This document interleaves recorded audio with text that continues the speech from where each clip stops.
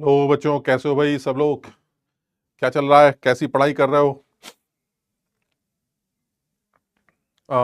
Atomics almost सारे chapters revise कर लिए हैं हम लोगों ने। लेकिन फिर वही बोलूंगा कि एज सच 2 घंटे की क्लास में आप कुछ चीज़ें ही रिवाइज कर सकते हैं, लेकिन फिर मैं बोलूंगा कि पीवाईक्यूज लगाना सबसे ज़्यादा बेहतर रहेगा इस टाइम पर। और कुछ सवाल कहीं से कुछ प्रैक्टिस शीट्स तो तुम्हें मिल रही हैं, टेस्ट तुम्हें दिए जा रहे हैं, उनमें से सवाल लगाए जाए तो मुझे लगता है कि एक अच्छा तरीका है और एक अच्छा तरीके से तैयारी की जा सकती है। तो थोड़ा सा ना थोड़ा सा कोशिश करो और मेहनत करो, और जैसा भी कर रहे हो है ना, और लगे रहो। मतलब मेरा तो यही सजेशन है कि लगे रहो, क्योंकि यही चीज़ मेंस के साथ भी होती है। जब मेंस का एग्ज़ाम आने वाला था तब भी तुम लोगों को यही लग रहा था कि भाई कहाँ से करना है, कितना करना है, क्या करना है ना, और वो हमेशा लगा रहता है। तो चाहे एडवांस का पेपर हो, चाहे मेंस का पेपर हो, बिल्कुल उसी तरह से वो दिमाग में हमेशा बना रहेगा, क्या करना है, कितना करना है, यहाँ तक करें ये ना करें। बट वही है कि जब पेपर सामने आता है तो समझ में आता है कि नहीं, ठीक है यार, जिस तरह से जितना करना चाहिए था हमने उतना ही करा था, और ठीक है, और हमारा काम उससे बढ़िया चल रहा है। तो इसी तरह से यहाँ पर भी है, सवालों की कुछ प्रैक्टिस करते रहना, क्वेश्चंस करते रहोगे, सवाल लगाते रहोगे, और एक बार कॉन्सेप्ट्स को रिवाइज करते रहोगे, तो तुम्हें देखने को मिलेगा कि सवाल तुम्हारे मतलब के आएंगे, और तुम्हें सब ज़्यादातर सवाल तुम्हें ऐसे लगेंगे जैसे तुम सही कर रहे हो, है ना। तो चलिए, अब इसी में थोड़ा सा हम एटॉमिक स्ट्रक्चर के बारे में भी थोड़ी सी बातें और करेंगे, कुछ सवाल और भी उठाते हैं, कुछ सवाल और भी करने की कोशिश करते हैं। अब जैसे तुम्हारे सामने ये एक पहला सवाल है, एक बार इसको भी देख लो, एक बार स्क्रीनशॉट ले लो इसका। एक कॉम्प्रिहेंशन,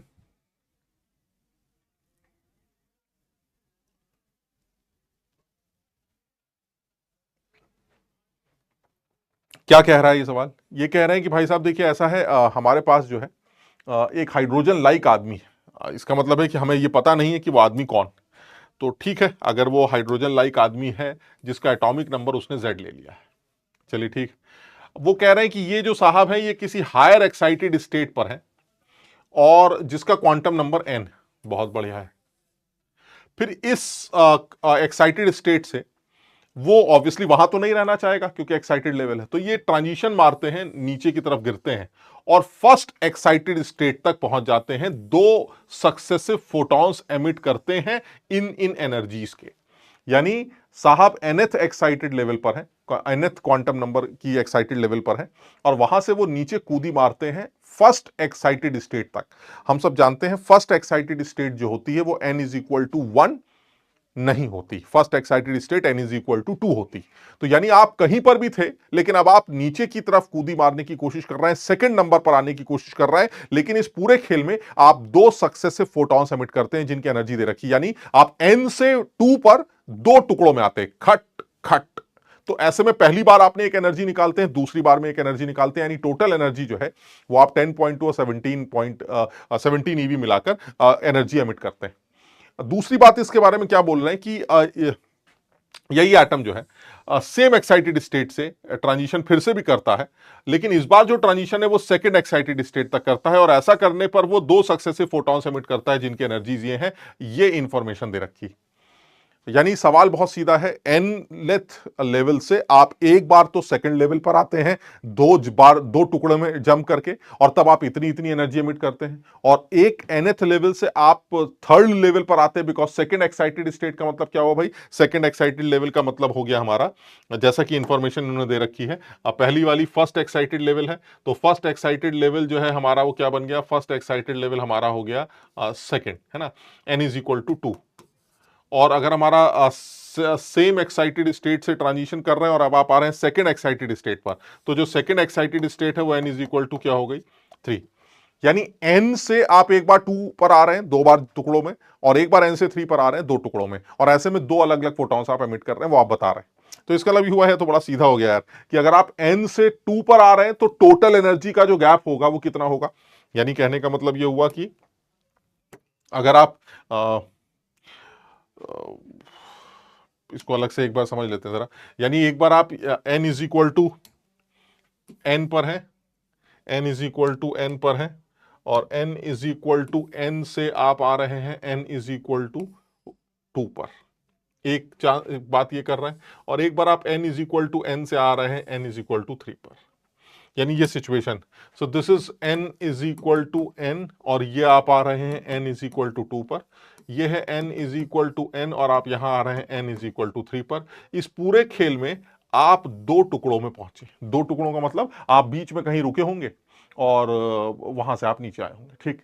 और इस केस में भी आप दो टुकड़ों में नीचे आए, बीच के किसी स्टेट पर आप रुके होंगे और अब आप नीचे आए। तो ये जो अच्छी बात समझ में आ रही है वो ये आ रही है कि यहां से लेके यहां तक का जो एनर्जी का डिफरेंस, यहां से लेके जो यहां तक का एनर्जी का डिफरेंस, वो डिफरेंस कितना निकल के आ रहा है? अगर मैं उस डिफरेंस को देखूं तो वो डिफरेंस हमारा निकल के आ रहा है 17 और 10.2 यानी कि 27.2। यानी ये जो डिफरेंस निकल के आ रहा है दिस इज टोटल 27.2 ईवी का। और यही चीज अगर मैं यहां से लेके यहां तक के डिफरेंस की बात करूं तो यहां से लेके यहां तक का जो डिफरेंस निकल के आ रहा है वो कितना आ रहा है? वो आ रहा है 4.25 5.95, 4.25 और 5.95 यानी 4.25 5.95। तो 5 5 10 1 12 1 10.2 यानी कि यहां से यहां जो गैप आ रहा है वो आपका 10.2 ईवी का आ रहा है। अब मुझे तो बहुत सीधा लग रहा है कि जो डिफरेंस है, हालांकि आपको ये तो नहीं पता है कि एटम कौन सा है ये single electron system, hydrogen like species जिसका एटॉमिक नंबर आपको Z दे रखा है। तो ऐसे में अगर डिफरेंस दे रखा है तो मुझे लगता है यार अब तो सवाल कुछ अंदाजे से किया जा सकता है कि अगर मैं यहां से लेके यहां तक के एनर्जी का डिफरेंस बोलूं तो कितना आ रहा है? That is -13.6। Z हमें पता नहीं है, अपॉन कहां से आप गिर रहे हैं? n स्क्वायर से। ये ऊपर की एनर्जी हो गई -13.6 Z स्क्वायर अपॉन कहां पर आप गिर रहे हैं? आप सेकंड पर गिर रहे हैं, दैट इज 2 स्क्वायर। ये जो गैप है ये आपको दे रखा है 27.2। और सिमिलरली दूसरी इक्वेशन भी अगर आप बनाना चाहें तो 13.6 Z स्क्वायर हमें पता नहीं है और आप गिर तो n से रही हैं और अब आप कहां आ रहे हैं? -13.6 Z स्क्वायर जो हमें पता नहीं है और अब आप आ रहे हैं 3 पर और ये वैल्यू हमें दे रखी है 10.2 ईवी। तो मुझे लगता है कि इन दो इक्वेशंस को देख लिया जाए तो इन दो इक्वेशन से आप Z सॉल्व कर सकते हैं, क्योंकि अगर मैं दोनों इक्वेशंस को सब्ट्रैक्ट कर दूं तो मुझे Z मिल जाएगा। तो अगर मैं दोनों इक्वेशंस को सब्ट्रैक्ट कर दूं, this is equation number 1 and this is equation number 2। तो अगर मैं इन दोनों इक्वेशंस को आपस में सब्ट्रैक्ट कर दूं यानी 1 - 2 कर दूं तो क्या आएगा? अगर आप 1 - 2 करते हैं तो ऐसा लग रहा है कि this is 13.6 Z square divided by 4 minus 13.6 Z square divided by 9 which is equal to, दोनों को अगर आप माइनस करते हैं तो ये आ जाएगा आपका 17। ये इक्वेशन समझ में आती? बताइए क्या कहते हैं? और इसी को फिर सॉल्व करना पड़ेगा, इसी से आपको Z मिलेगा। तो अगर मैं इसी को सॉल्व कर दूं तो Z स्क्वायर की जो वैल्यू आएगी वो कितनी बन जाएगी? Z square is equal to 17 into 36 divided by 13.6 तो नीचे आएगा इंटू ये कितना आ जाएगा? 5। ये Z स्क्वायर की वैल्यू आएगी। तो अगर आप इसको थोड़ा सा सॉल्व करें तो मैं इसको एक बार कैलकुलेट ही कर लेता हूं। तो एग्जैक्टली कैलकुलेट करने पर ये कितना निकल के आएगा?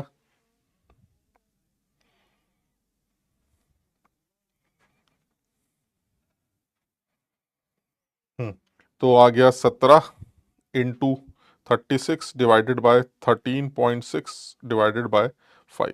ये एग्जैक्टली 9 आ रहा है। तो इसको सॉल्व करेंगे तो ये एग्जैक्ट 9 आएगा। तो अगर Z स्क्वायर 9 आ रहा है तो इसका मतलब Z की वैल्यू हमारी 3 आ जाएगी। तो हम ऑब्वियसली जो हमारा Z आएगा वो 3 आ जाएगा, यानी आप लिथियम +2 की बात कर रहे हैं। तो अगर हमसे वो सैंपल की भी बात करता है तो हम बता देंगे कि आप लिथियम +2 की बात कर रहे हैं, ठीक। तो जब Z आ गया तो मुझे लगता है अब तुम पढ़े लिखे आदमी हो, Z अगर आ गया है तो Z की वैल्यू पुट करके आप N की वैल्यू भी कैलकुलेट कर सकते हो। तो अब ऐसा कुछ बचा नहीं। यानी अगर मैं इस सवाल के ऑप्शंस पे चलता हूं, सवालों पे चलता हूं कॉम्प्रिहेंशन के, तो सबसे पहले N की वैल्यू निकालनी है। तो मुझे लगता है आप N की वैल्यू निकाल सकते हैं क्योंकि Z की वैल्यू आपको ऑलरेडी पता है। तो अगर आप इस इक्वेशन को सॉल्व करते हैं -13.6 Z स्क्वायर का मतलब 3 स्क्वायर अपॉन N स्क्वायर, ये हमारी एक nth लेवल की एनर्जी है, माइनस दूसरा क्या माइनस करना था, 13.6 इंटू किस लेवल पर थे, z की वैल्यू है 3 स्क्वायर अपॉन मान लीजिए कोई भी ले लेते हैं 2 का स्क्वायर, और ये जो डिफरेंस है, ये डिफरेंस हमारा कितना दे रखा था, ये था हमारा 27.2, दिस इज 27.2। तो आप क्योंकि z की वैल्यू रख चुके हैं, n की वैल्यू आप सॉल्व करेंगे, यहां से n की वैल्यू आपको 6 मिलेगी। यानी ये कंफर्म है कि जहां से आप कूद रहे हैं, जो एक्साइटेड लेवल था आपका, वो 5th एक्साइटेड लेवल था, क्योंकि n की लेवल वैल्यू 6 आ रही है। तो ये भी सवाल अच्छा है, मतलब जैसे मैंने अभी बोला, हो सकता है वो आपसे ये पूछे कि वो इलेक्ट्रॉन किस एक्साइटेड लेवल से नीचे गिरा, तो बच्चे जल्दबाजी में गलती ये कर सकते हैं कि n की वैल्यू 6 आते ही वो 6 टिक कर देंगे। लेकिन अगर वो कहता है कि किस एक्साइटेड लेवल से आप नीचे गिरे, the excited level is not 6, excited level will be the fixed 5th excited level.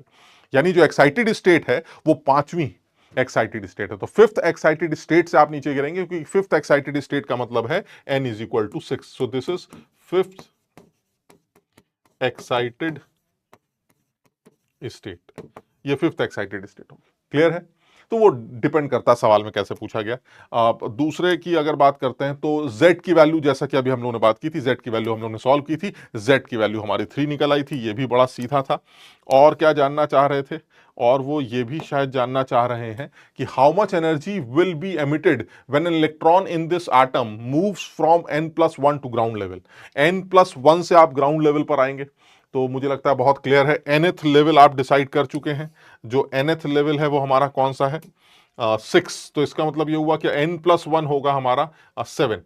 तो यानी n+1 जो है वो आपका है 7th लेवल, 7th स्टेट। तो अब आप 7th स्टेट से कहां कूदी मारना चाहते हैं, 7th स्टेट से आप आना चाहते हैं ग्राउंड स्टेट पर, यानी 1 पर। तो 7 से 1 पर अगर आप जंप मारते हैं तो जो फोटोन एमिट होगा, मुझे उसका एनर्जी निकालना है। तो ये एनर्जी हमें कैलकुलेट करनी है। तो अगर तुम्हें याद हो तो तुम्हें बताया गया है कि 7th लेवल तक की एनर्जी तो तुमको मैंने याद करने के लिए बोली थी, लास्ट क्लास में भी तुमको बताया था। तो जिन लोगों ने उन बातों को सुना है उनके लिए सवाल आसान हो जाएगा, क्योंकि 7 से 1 का जो गैप आएगा वो आएगा 13.6 माइनस 0.28 z² EV। ये आपका आंसर आएगा। ये मैंने बहुत आसानी से कैसे निकाल लिया, मैंने इसलिए आसानी से निकाल लिया क्योंकि मैंने कुछ चीज़ें याद कर रखी हैं। वो है z की वैल्यू, सॉरी, वो है 7th लेवल की energy, that is 0.28 EV, minus 0.28 EV। तो माइनस 0.28 EV में से और ये 7th लेवल की एनर्जी और ये आपकी 13.6, आपने दोनों को माइनस किया तो वैल्यू आपको पता ही है। 13.6 में से 0.28 माइनस करेंगे तो ये 13.32 आएगा, और इसको आप 9 से मल्टीप्लाई करके अपना आंसर निकाल लेंगे। तो ऑलमोस्ट अगर आप इसको सॉल्व करते हैं तो मुझे लगता है 119.9 EV के आसपास जो है आपको इसका आंसर मिल जाएगा। क्लियर है? एक बार चेक भी कर लेते हैं। हाँ, ठीक है। तो ये बड़ा सीधा सवाल था, अच्छा सवाल था, सिंपल कैटेगरी का सवाल था, और इस पर भी इस तरह के सवाल जो है वो हमसे आप पूछे जा सकते हैं। चलिए और बात करते हैं, एक बार इसको भी देख लो।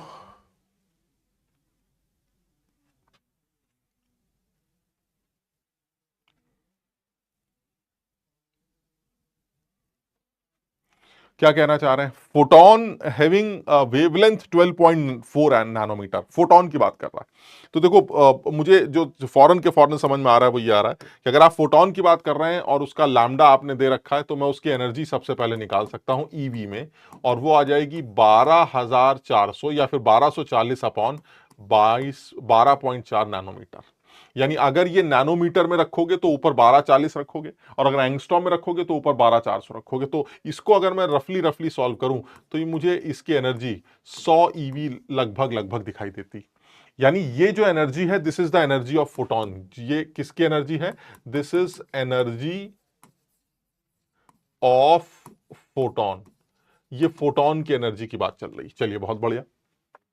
तो इसका मतलब ये हुआ कि ये फोटोन जो 100 EV का है वो एक मेटल प्लेट पर स्ट्राइक कर रहा है जिसका वर्क फंक्शन 25 EV है। बहुत घटिया सिंपल सवाल दिखता है। पहला पार्ट तो बहुत सीधा दिख रहा है कि भाई साहब आपने एक मेटल प्लेट ली और इस मेटल प्लेट पर आपने बम्बार्डिंग की। ये मेटल प्लेट है और इस मेटल प्लेट पर आपने एक ऐसे फोटोन की बम्बार्डिंग की है जिसकी जो एनर्जी वो आपको 100 EV दे रखी।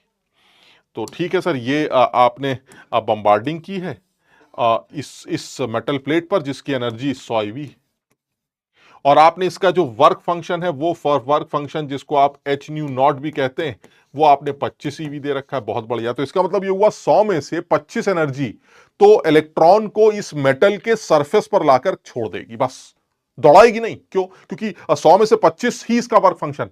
तो अगर इसका 25 वर्क फंक्शन है तो जो इलेक्ट्रॉन होगा वो मेटल के सरफेस पर आके खड़ा हो जाएगा, दैट इज फोटो इलेक्ट्रॉन। अभी दौड़ेगा नहीं, लेकिन जो बची हुई एनर्जी वो उसको भगाएगी। इसका मतलब ये हुआ यहां से जो फोटो इलेक्ट्रॉन बाहर निकल के आएगा, ये जो फोटो इलेक्ट्रॉन है इसके पास जो एनर्जी होगी, फोटो इलेक्ट्रॉन, इसके पास जो काइनेटिक एनर्जी होगी वो कितनी होगी? तो हमने पढ़ा है फोटो इलेक्ट्रिक इफेक्ट में कि जो भी इंसिडेंट एनर्जी है it must be equal to this. किसके बराबर? सर वो एक तो थ्रेशोल्ड एनर्जी जो हमें चाहिए इलेक्ट्रॉन को बाहर निकालने के लिए, साथ ही साथ प्लस जो बची हुई एनर्जी है वो उसको काइनेटिक एनर्जी प्रोवाइड करेगी। तो आपने एनर्जी जो मांगी है, अगर आप मुझसे जानना चाहते हैं कि what is the maximum kinetic energy of the electron, तो अगर आप उस फोटो इलेक्ट्रॉन की मैक्सिमम काइनेटिक एनर्जी मुझसे निकलवाना चाहते हैं तो it should B incident energy में से आपको वर्क फंक्शन माइनस करना पड़ेगा। So that means incident energy is 100 और वर्क फंक्शन आपका 25 है, तो जो आपकी एनर्जी आनी चाहिए मैक्सिमम एनर्जी फोटो इलेक्ट्रॉन की वो 75 eV आनी चाहिए। तो ठीक है सर, ये पहला पार्ट तो बड़ा आसान है, बड़ी आसानी से सॉल्व हो जाएगा। So the answer is 75।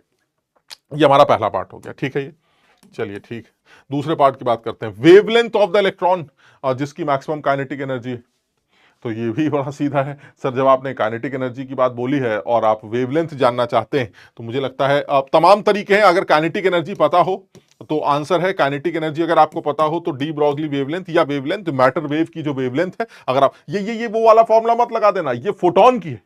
ये जो फॉर्मूला, ये फोटोन की एनर्जी या फोटोन की वेवलेंथ निकालने का फॉर्मूला है। अब जो आप निकाल रहे हैं वो फोटो इलेक्ट्रॉन है, आपको फोटो इलेक्ट्रॉन की वेवलेंथ निकालनी है, दैट इज जो डी ब्रॉगली वेवलेंथ होती है जिसको मैटर वेव बोला जाता है। तो lambda is equal to, in terms of kinetic energy, it is h upon under root 2m तो क्या काइनेटिक एनर्जी आपको पता है? हाँ सर, हमें काइनेटिक एनर्जी पता है। क्या मास पता है? हाँ मास पता है। क्या आपको और सब कुछ पता है? तो यहां पुट कर देंगे एच की वैल्यू, एम की वैल्यू, आंसर आ जाएगा सर। लेकिन दूसरा एक और तरीका है, ये सब घटियापना छोड़िए सर, थोड़ा समझदारी से बात करते हैं। लैम्डा एंगस्ट्रॉम का एक फॉर्मूला हमने और पढ़ा है एंड दैट इज 150/v का अंडर रूट, ये भी हमने पढ़ा। लेकिन सर इसमें तो वोल्टेज वाली बातें आती है ना, वोल्टेज वगैरह का तो कोई सीन ही नहीं है। यानी अगर आप किसी इलेक्ट्रॉन को v वोल्ट से एक्सिलरेट करेंगे, this v is not velocity, this is voltage. अगर किसी इलेक्ट्रॉन को v वोल्ट से एक्सिलरेट करेंगे तो जो उसकी डी ब्रॉगली वेवलेंथ होगी वो यहां से निकाली जाएगी।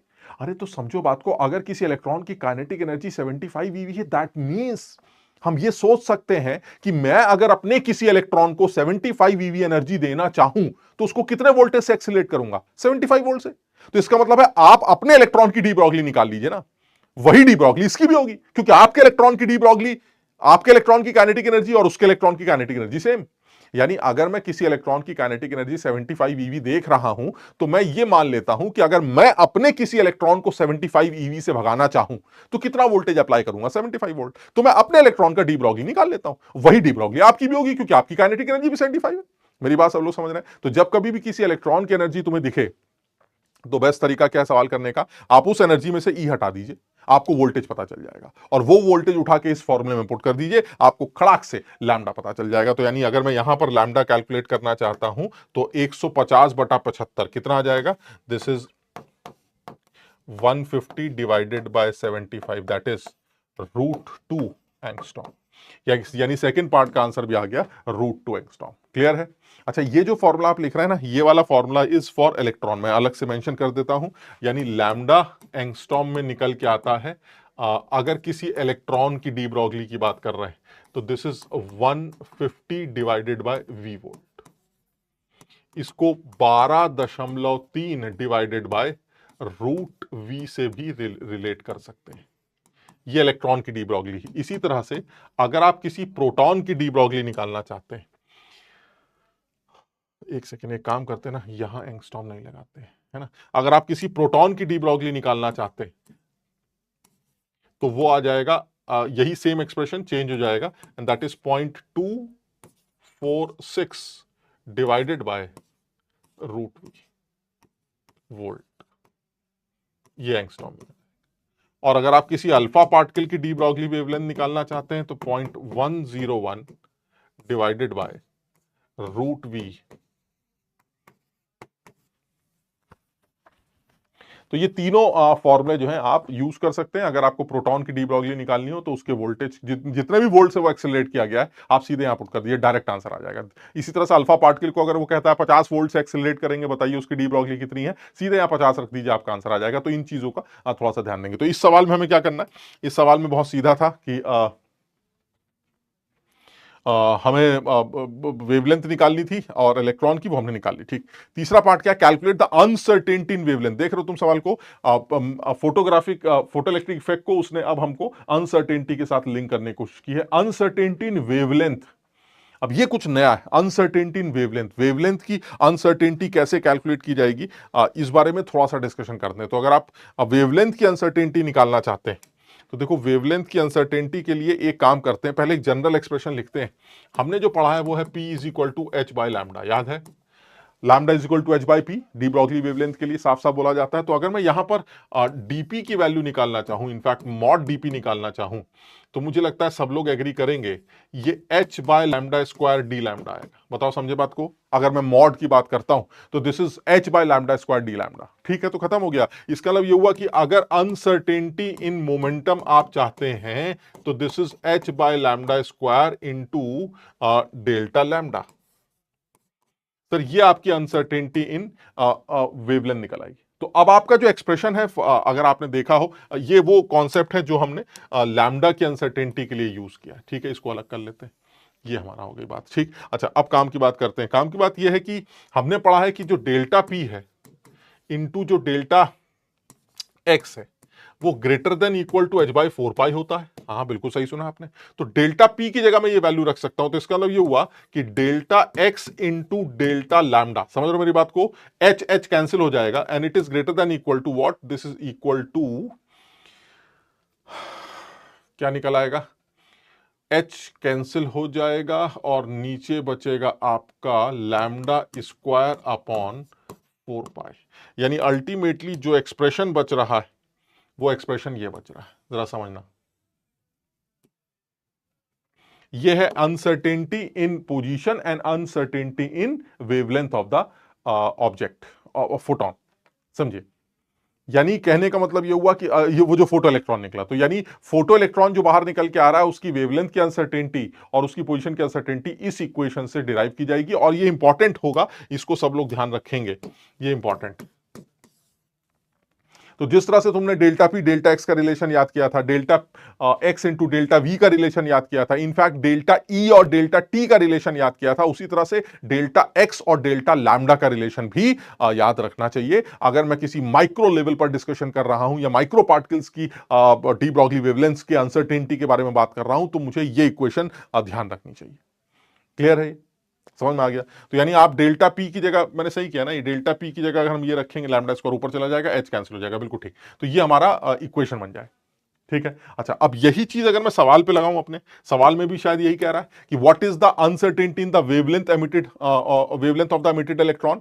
तो अनसर्टेनिटी इन मोमेंटम हमें दे रखा है 6.62 इंटू 10⁻28, 6.62 इंटू 10⁻28, 6.62 10⁻28। तो इसका मतलब यह हुआ कि डेल्टा एक्स हो गया,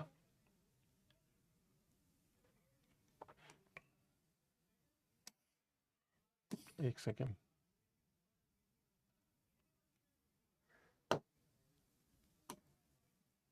हाँ, तो calculate the uncertainty in wavelength emitted electron and the uncertainty in momentum is given. तो अनसर्टेनिटी इन मोमेंटम की वैल्यू अगर हमें दे रखी है तो उस अनसर्टेनिटी इन मोमेंटम से आप डेल्टा लैम्डा कैलकुलेट कर सकते हैं। अब समझ में आ गया, ये कर लो ये वाला इक्वेशन से, इस इक्वेशन को यूज, अनसर्टेनिटी इन मोमेंटम आपको प्रोवाइड किया गया है और आपको अनसर्टेनिटी इन वेवलेंथ कैलकुलेट करना है। तो अब आपको इस इक्वेशन को यूज करके अनसर्टेनिटी इन वेवलेंथ कैलकुलेट करना हो।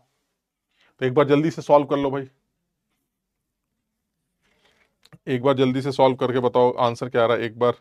आ, देखो ये जो इक्वेशंस हैं, ये इक्वेशंस थोड़ी सी नई हैं, है ना, मेरे ख्याल से तुम भी देख रहे हो, थोड़ा सा ध्यान देना पड़े। अब इक्वेशन तुम्हें दे रखी है, मतलब तुम अब देख लो, मतलब मैंने तो ये पूरी इक्वेशन बना दी है ऐसे ही, है ना, इसको भी ध्यान रखना कि इससे रिलेटेड भी सवाल बन सकते हैं।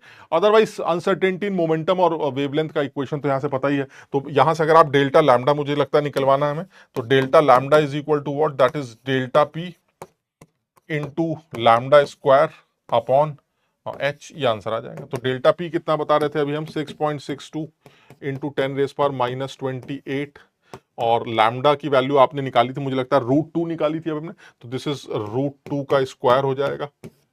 और क्योंकि सब एसआई यूनिट में चल रहा है तो दैट मीन्स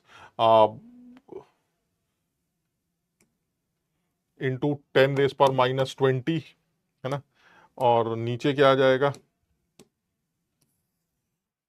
नीचे आ जाएगा h, दैट इज 6.626 इंटू 10⁻34। तो इससे आप डेल्टा लैम्डा निकाल सकते हैं। तो एक बार देखो, मुझे लगता है मैं तो इसको हटा ही देता हूं, है ना, और ये 1.√2 यानी 2 हो गया, तो 2 और बाकी सब क्या क्या है भाई, -28, तो एक बार इसको कैलकुलेट करो भाई, कैलकुलेट करके कितना आ रहा है, एक बार वैल्यूज पुट करो। 2 तो आ ही रहा है ना हमारा, हाँ, और वो ऊपर 28 है और नीचे है हमारा 34, तो 58, और ये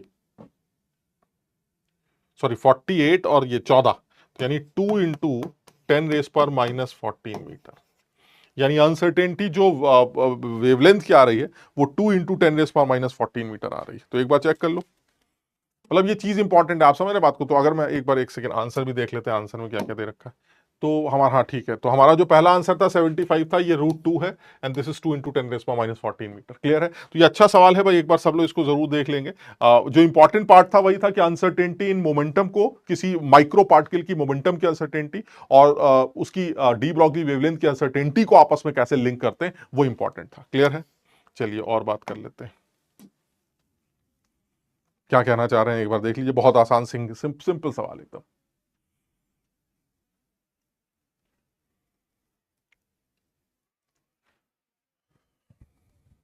A single electron in an ion has ionization energy equal to 217.6 eV. What is the total number of neutrons? बहुत आसान सवाल है, बहुत सीधा सवाल है। आयनाइजेशन एनर्जी के बारे में अगर तुम्हें आइडिया हो तो हम लोगों ने आयनाइजेशन एनर्जी के बारे में बात कर रखी है। तुम सब जानते भी हो कि जो आयनाइजेशन एनर्जी होती है किसी भी सिंगल इलेक्ट्रॉन सिस्टम की, वो 13.6 जेड स्क्वायर ईवी होती है। ये इसकी आयनाइजेशन एनर्जी होती है, एक जनरल बात कर रहे हैं। तो अगर वो 13.6 जेड स्क्वायर ईवी है, तो इसका मतलब ये हुआ कि वो वैल्यू अगर 217 आपको दे रखी, यानी 217.6 is equal to 13.6 into z square. तो यहां से जेड स्क्वायर की वैल्यू आप निकाल सकते हैं, दैट इज 217.6 अपॉन 13.6। क्लियर है? तो यहां से आप जेड स्क्वायर की वैल्यू निकालेंगे, ये 16 निकल के आएगा। तो ये क्या इंप्लाई करता है, इससे ये पता चलता है जेड इज इक्वल टू 4, और 4 से तो ये पता चलता है कि ये जो हमारा आदमी है, ये सिंगल इलेक्ट्रॉन सिस्टम, ये 4Be9 है। आप समझ रहे हैं? ये है सिंगल इलेक्ट्रॉन सिस्टम हमारा, beryllium plus plus plus. Clear है? और ऐसे में अगर आपको प्रोटॉन न्यूट्रॉन्स की बात करनी है तो देखो Z4 है तो प्रोटॉन्स तो 4 आ ही रहे हैं, यानी अगर इस सैंपल के प्रोटॉन की बात करा तो प्रोटॉन तो 4 आ जाएंगे, और मास नंबर जो आप बता रहे हैं वो 9 है बेरिलियम का। तो जो न्यूट्रॉन्स की अगर आप बात करें तो जो न्यूट्रॉन होंगे वो कितने होंगे, 9-4, दैट इज 5। यानी हमारे इस सिंगल इलेक्ट्रॉन सिस्टम जो हमारी स्पीशीज है उसके अंदर टोटल नंबर ऑफ न्यूट्रॉन्स जो देखने को मिलेंगे वो 5 देखने को मिलेंगे। क्लियर है? बिल्कुल सीधा, एकदम आसान सवाल था। चलिए और आगे बढ़ते हैं, क्या कहना चाह रहे हैं एक बार देख लो इसको भाई।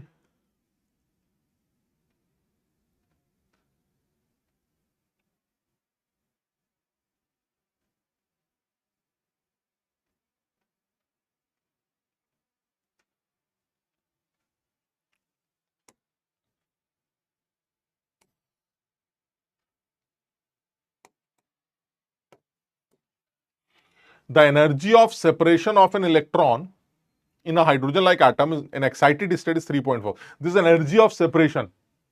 सेपरेशन एनर्जी की बात कर रहा हूं। सेपरेशन एनर्जी क्या होती है? सेपरेशन एनर्जी जिस ऑर्बिट में वो इलेक्ट्रॉन है, उस ऑर्बिट में उस इलेक्ट्रॉन को वहां से इंफिनिटी भेजने के लिए जो भी एनर्जी चाहिए होती, वो उस ऑर्बिट की सेपरेशन एनर्जी। नाम से लग रहा है ना, सेपरेशन करना, बाइंड, जिसको आप बाइंडिंग एनर्जी भी बोलते हैं। तो यहां पर इस बात का भी ध्यान रखेंगे कि कहीं मान लीजिए हमारा लैंग्वेज बदल दिया जाए, तो इस बात का भी ध्यान रखेंगे कि सेपरेशन एनर्जी ऑफ सेपरेशन को, this is energy of separation, इसको बाइंडिंग एनर्जी भी बोला जाता है।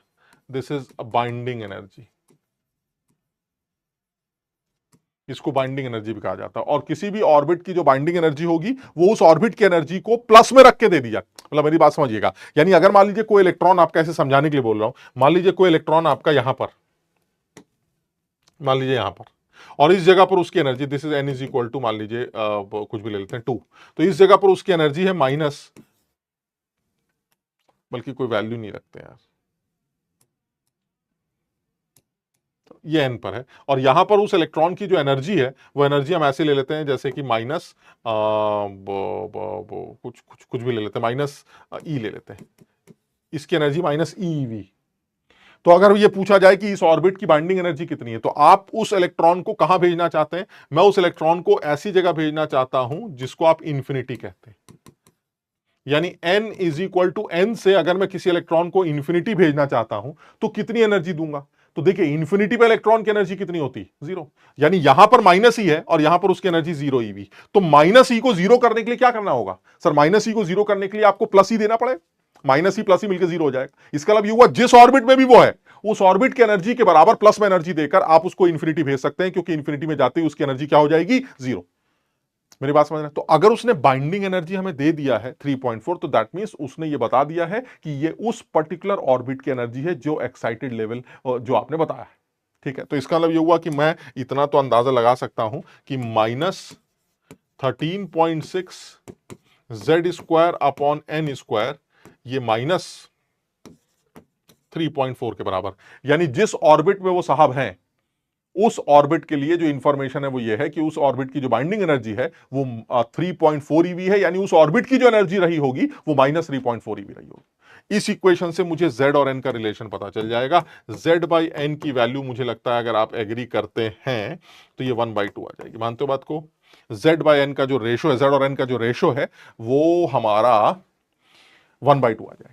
ठीक है, अच्छा, अब हमें निकालना क्या है? हमें निकालना है कि डी ब्रॉगली वेवलेंथ क्या है उस इलेक्ट्रॉन की। तो बहुत सिंपल हो गया, डी ब्रॉगली वेवलेंथ अगर आप निकालना चाहते हैं तो this is h upon m v. h की वैल्यू दुनिया जानती है, दिस इज 6.626 इंटू 10⁻⁻34, और यहां से मुझे दिखाई दे रहा है मास ऑफ इलेक्ट्रॉन, जो कि हमें पता होता है 9.1 into 10⁻⁻31 into velocity 2.18 into 10⁻6 z by n. तो और सर, z बाय एन की वैल्यू आप ऑलरेडी पुट कर निकाल चुके हैं, तो यहां पर आप z बाय एन की वैल्यू पुट कर सकते हैं। ये z बाय एन की वैल्यू जो आपने हाफ निकाली, वो यहां पुट कर देंगे। तो इसको पुट करके आप लैम्डा को मीटर में कैलकुलेट कर सकते हैं। उसके बाद एंगस्ट्रॉम में निकालना हो तो वेवलेंथ एंगस्ट्रॉम में कन्वर्ट कर लेंगे, आप आसानी से इसको सॉल्व कर सकते हैं। एक बार जल्दी से देख लो भाई, और इनफैक्ट सॉल्व भी कर लो।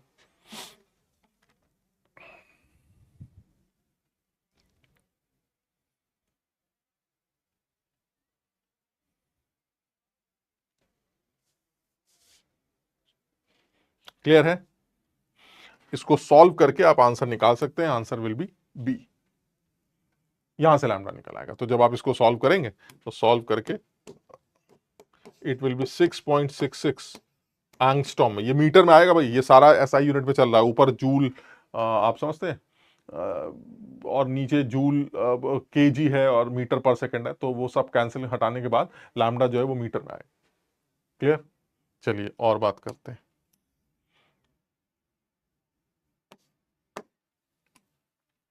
देखिए क्या कह रहा है, एक बार नोट करो।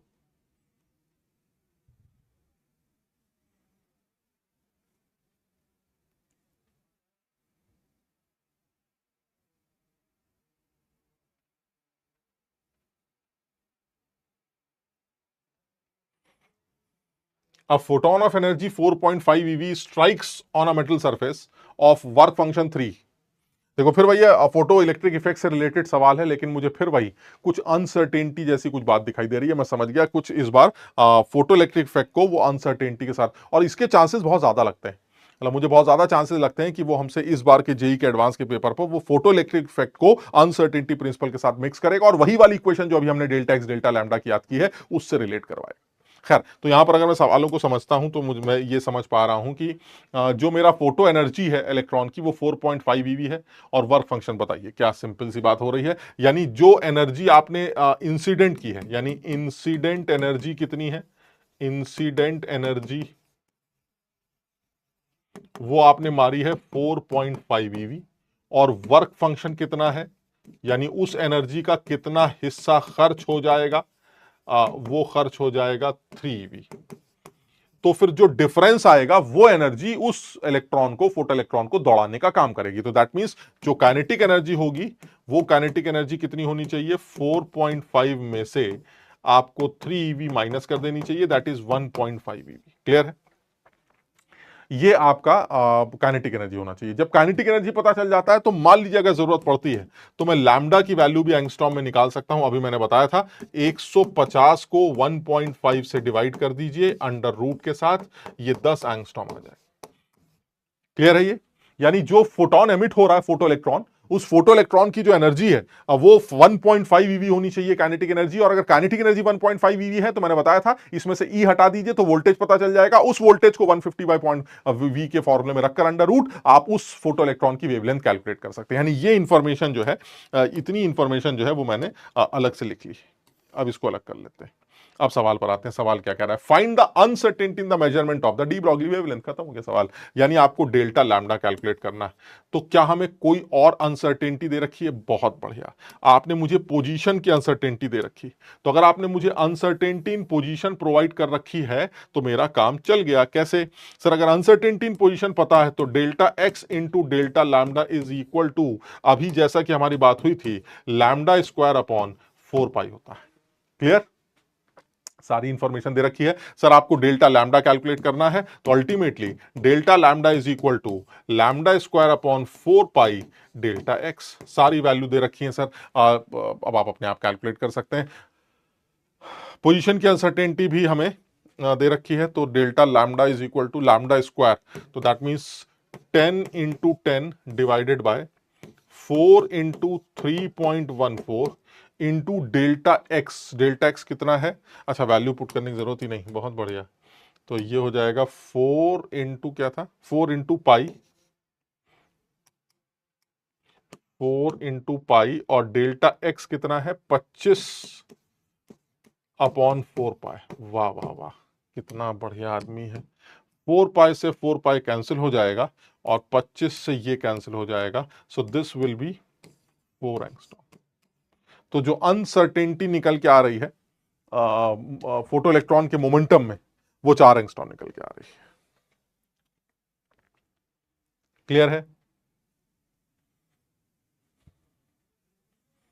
सवाल आसान दिख रहा है, लेकिन ये सवाल कर वही बच्चा पाएगा जिसको एटलीस्ट चीजों का आइडिया अच्छा है। मतलब समझ मेरी कहने का मतलब क्या है। अब ये 10 एंगस्ट्रॉम तो वो बच्चा भी निकाल लेगा जिसको काइनेटिक एनर्जी से वेलोसिटी वोल्टेज एंगस्ट्रॉम निकालना आता है, एनर्जी वेवलेंथ निकालना आता है, क्योंकि उसको पता है सर डी ब्रॉगली वेवलेंथ निकालने का एक फॉर्मूला होता है, lambda is equal to h upon under root 2m के, उसको ये फॉर्मूला पता है। तो वो बेचारा मजदूर, आप समझ रहे, मैं मजदूरी दिखाता हूं उसकी, वो 6.626 इंटू 10⁻⁻34 रखेगा। मैं ये उम्मीद कर रहा हूं वो पढ़ा लिखा इंसान कैलकुलेशन में यूनिट्स में कोई गलती नहीं करेगा। तो 2 इंटू मास रखेगा, 9.1 इंटू 10⁻31 kg। और काइनेटिक एनर्जी जो कि उसने 1.5 ईवी ली है, क्योंकि सारी कहानी, अब पता नहीं वो आदमी कहीं यहां गलती ना करे, क्योंकि सारी कहानी एसआई यूनिट पे चल रही है, जूल किलोग्राम वगैरह, तो वो इस काइनेटिक एनर्जी को भी जूल में रखेगा। तो अगर वो समझदार हुआ तो वो 1.5 इंटू 1.6 इंटू 10⁻⁻19 जूल। क्लियर है? इस पूरे खेल को वो सॉल्व करेगा, आंसर उसका लैम्डा मीटर में निकल के आएगा, जिसको वो एंगस्ट्रॉम में कन्वर्ट करेगा, पता चलेगा आंसर आ रहा है 10 एंगस्ट्रॉम। ये काम आप बहुत आसानी से यहां से कर सकते हैं अगर आप इस बात का ध्यान रखेंगे कि जिस इलेक्ट्रॉन की काइनेटिक एनर्जी 1.5 ई होती है, इसका मतलब उस इलेक्ट्रॉन को 1.5 वोल्ट से अगर एक्सीलरेट किया गया होता तो उसकी काइनेटिक एनर्जी 1.5 ईवी बनी होती। आप इस इलेक्ट्रॉन की बात नहीं कर रहे हैं, मैं अपने इलेक्ट्रॉन की बात कर रहा हूं कि मेरा इलेक्ट्रॉन अगर 1.5 ईवी की एनर्जी का है तो इसका मतलब है मैंने उसको 1.5 वोल्ट से एक्सीलरेट किया है। और अगर उसका वोल्टेज आपको पता चल गया तो आप अपने इलेक्ट्रॉन का डी ब्रॉगली निकालिए और ये बोलिए ये मेरे की है और यही तुम्हारे वाले की भी होगी। क्यों? क्योंकि तुम्हारी और मेरी काइनेटिक एनर्जी सेम है। बात खत्म। समझ रहे मेरी बात को? तो इतना ड्रामा ना करके, ये सब समझ रहे, ये कमजोर दिमाग के लोग होंगे, ये इतना ड्रामा ना करके आप आसानी से ये काम कर सकते हैं। हालांकि ठीक है 150 बाई 1.5 एग्जैक्ट तो वैल्यू नहीं होती होगी, थोड़ा बहुत तो कहीं चेंजेस आते होंगे, लेकिन ऑप्शंस कभी भी इतने क्लोज नहीं होते, तो हमारा काम जो इससे हमेशा चलता है। क्लियर है? डेल्टा लैम्डा यानी uncertainty, this is delta lambda. ये क्या है हमारा? This is delta lambda. Uncertainty in what? This is uncertainty in wavelength of photo electron. ये आंसर है। ठीक है, आगे बढ़े, चलिए और आगे चलते हैं।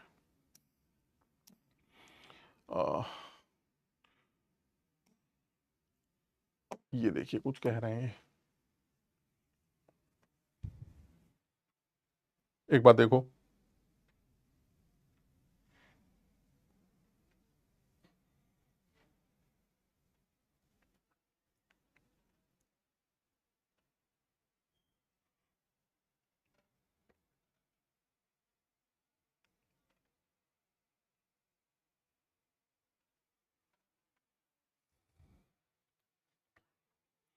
an electron is allowed to move freely in a closed cubic box of length, side length is 10 centimetre, uncertainty in velocity calculate करनी। अब देखो सीधा सवाल है, अनसर्टेनिटी इन वेलोसिटी कैलकुलेट करनी है, तो देखो पहली बात तो ये जो मैं तुम्हें याद करवाना चाह रहा हूं, एक बात है स्फीयर की और एक बात है क्यूब की। अगर आप किसी क्यूब की बात करते हैं तो क्यूब के लिए इस बात का ध्यान रखेंगे कि क्यूब के अंदर कोई भी माइक्रो पार्टिकल अगर ट्रैप है तो उसकी जो पोजीशन की अनसर्टेनिटी है वो उस क्यूब के बॉडी डायगोनल से लिंक होती है। आप समझिए मैं क्या कहना चाह रहा हूं, और इस बात को सब लोग ध्यान रखेंगे। यानी कहने का मतलब ये हुआ कि ये जो बॉडी डायगोनल आपने लिया है ये इसकी पोजीशन की मैक्सिमम अनसर्टेनिटी को डिफाइन करता होगा, क्योंकि यही इस क्यूब में वो दो बिंदु हैं, वो दो पॉइंट्स हैं जिनके बीच की दूरी मैक्सिमम होगी। कुछ समझे मेरी बात को? इसका मतलब ये हुआ कि भाई साहब जो मैक्सिमम अनसर्टेनिटी आपको दिखाई दे रही है वो ये, और मेरे ख्याल से हमने क्योंकि सॉलिड स्टेट पढ़ा हुआ है तो हम सब समझते हैं this body diagonal is a√3। तो अगर ये 5 नहीं, अगर ये 10 सेंटीमीटर हमें दे रखा है इसका एज लेंथ, तो मुझे इस बॉडी डायगोनल का आइडिया लग गया। इसका जो बॉडी डायगोनल है वो 10√3 के बराबर होगा। मानते हो बात को? यानी ये क्लियर है, दिस इज ए, बल्कि मैं ऐसे नहीं लिखता हूं, इसको ए ही लिखता हूं, दिस इज ए। तो अगर ये ए है हमारा, समझ रहे बात को, अगर ये मेरा ए है तो ए की वजह से जो बॉडी डायगोनल बनेगा वो a√3 बनेगा। तो जो अनसर्टेनिटी इन पोजीशन आ रही, यानी जो अनसर्टेनिटी इन पोजीशन निकल के आ रही है that is delta x, it is 10√3 centimetre आ रही। आप इसको मीटर में लेना चाहे मीटर में ले सकते हैं। This is 10√3 into 10⁻²⁻² metre. तो this is the uncertainty in position. Clear है? आपको लेकिन अनसर्टेनिटी इन वेलोसिटी चाहिए, तो अब मैं ज्यादा कुछ अकल नहीं लगाऊंगा, तुमको ही सवाल सॉल्व करने के लिए 1 मिनट का टाइम दे दूंगा। वेलोसिटी की जो अनसर्टेनिटी है वो इस इक्वेशन से निकाली जाती है। आपको डेल्टा एक्स पता है, आपको डेल्टा वी की वैल्यू निकालनी है, सारी दुनिया समझदार है, थोड़ा सा गुणा भाग करना पड़ेगा। सो डेल्टा वी की वैल्यू हम इक्वालिटी से ही निकालते हैं, तो it will be equal to, क्या निकल के आएगा भाई? डेल्टा वी की वैल्यू इक्वालिटी से अगर आप निकालते हैं तो क्या वैल्यू निकल के आएगी? This is h/4 into pi into what is mass of electron 9.1, electron की बात हो रही है, हाँ, इंटू 10⁻⁻31। और डेल्टा वी आप बता ही चुके हैं, दिस इज 10√3 इंटू 10⁻²। यानी कुल मिला के देखा जाए तो h की वैल्यू और सारी वैल्यूज को पुट करने के बाद जो है आपको डेल्टा भी देखने को मिल सकता है। तो आप इसको कैलकुलेट कर सकते हो, और कैलकुलेट करोगे तो ये वैल्यू जो है वो सॉल्व करने के बाद 3.35 इंटू 10⁻⁴ मीटर पर सेकेंड निकल आई।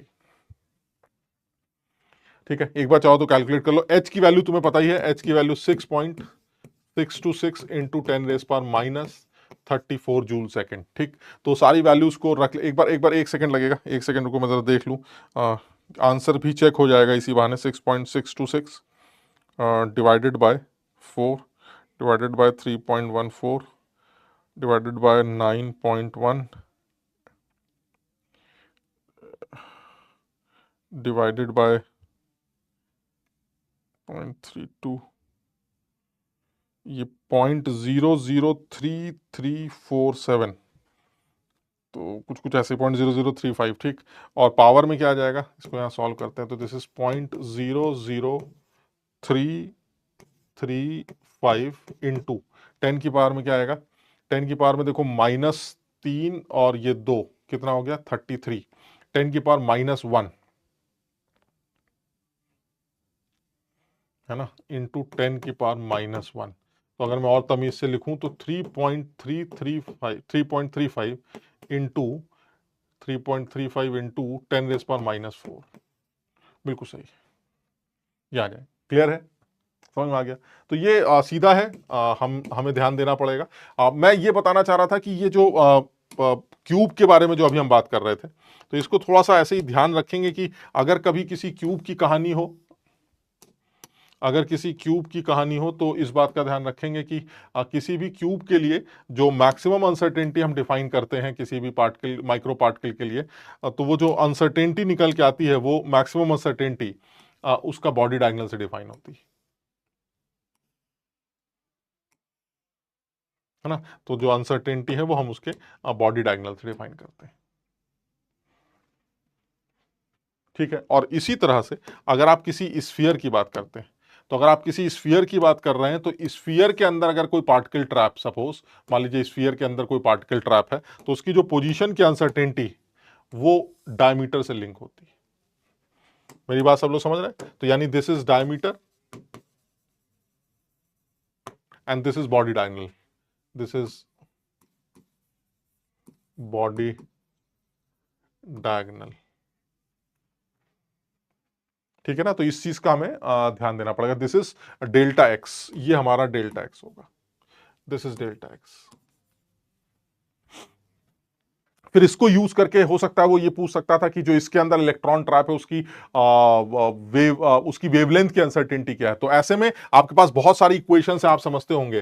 Delta x into delta P जो बिल्कुल बेसिक फॉर्मूला है वो है हमारे पास, बिल्कुल बेसिक वाला। फिर हमारे पास एक इक्वेशन है डेल्टा एक्स इंटू वेलोसिटी की अनसर्टेनिटी को लिंक करने का, h/4πm। फिर हमारे पास उस पार्टिकल के एनर्जी का और टाइम की अनसर्टेनिटी का भी एक रिलेशन है, h/4π। और फिर हमारे पास एक इक्वेशन और है delta x into delta lambda is equal to λ² / 4π। यानी ये कुल मिला के हमारे पास 3-4 इक्वेशंस हैं जिनको यूज करके हमसे सवाल बनाए जा सकते हैं, हमसे सवाल पूछे जा सकते हैं। क्लियर है?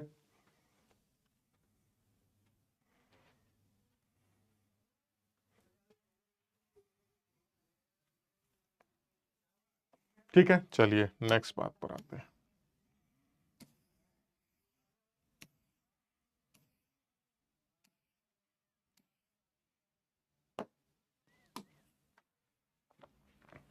एक बात देखो जरा,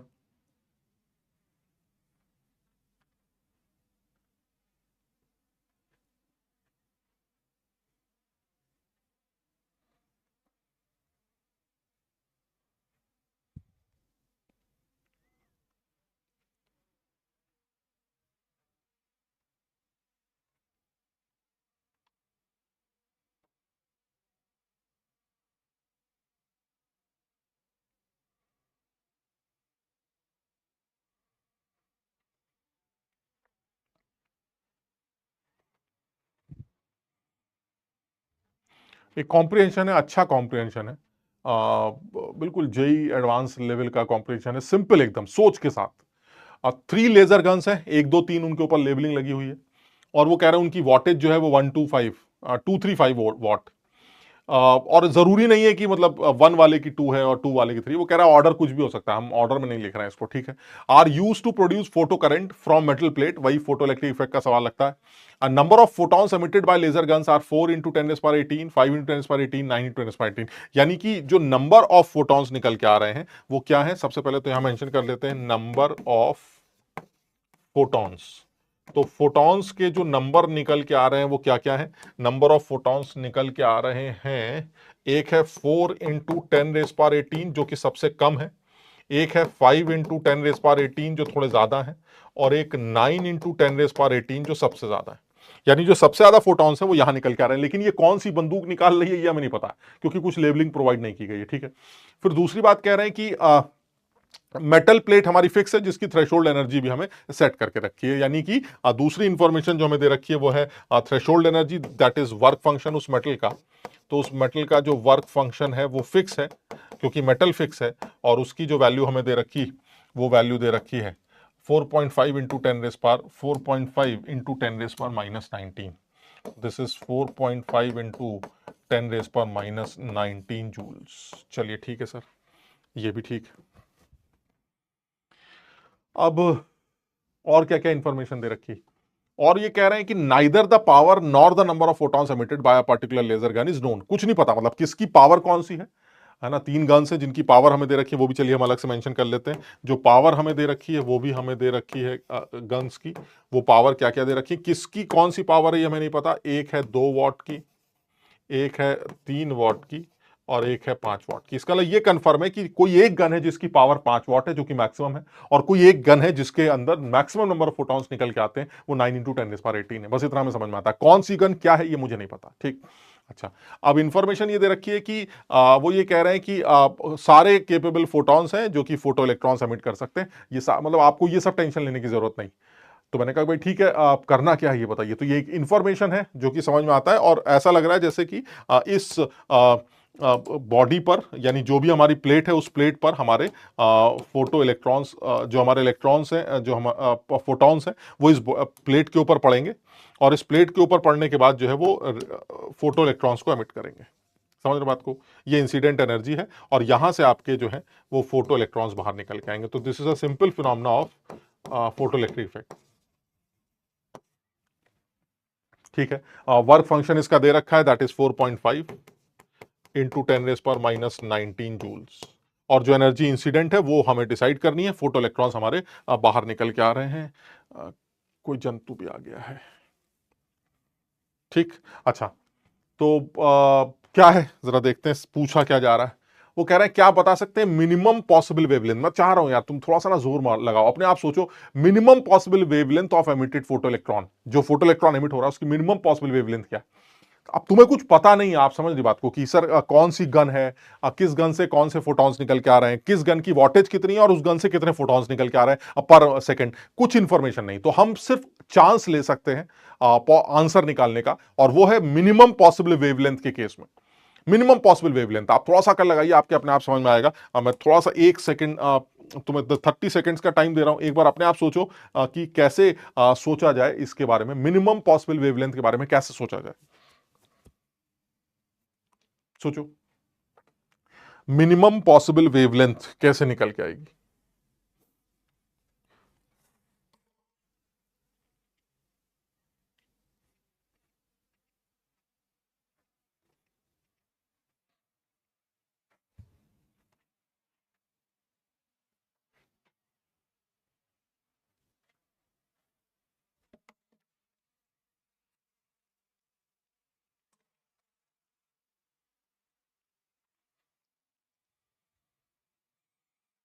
देखो मिनिमम वेवलेंथ का क्या मतलब होगा, मतलब ऐसे सोचे अगर हम,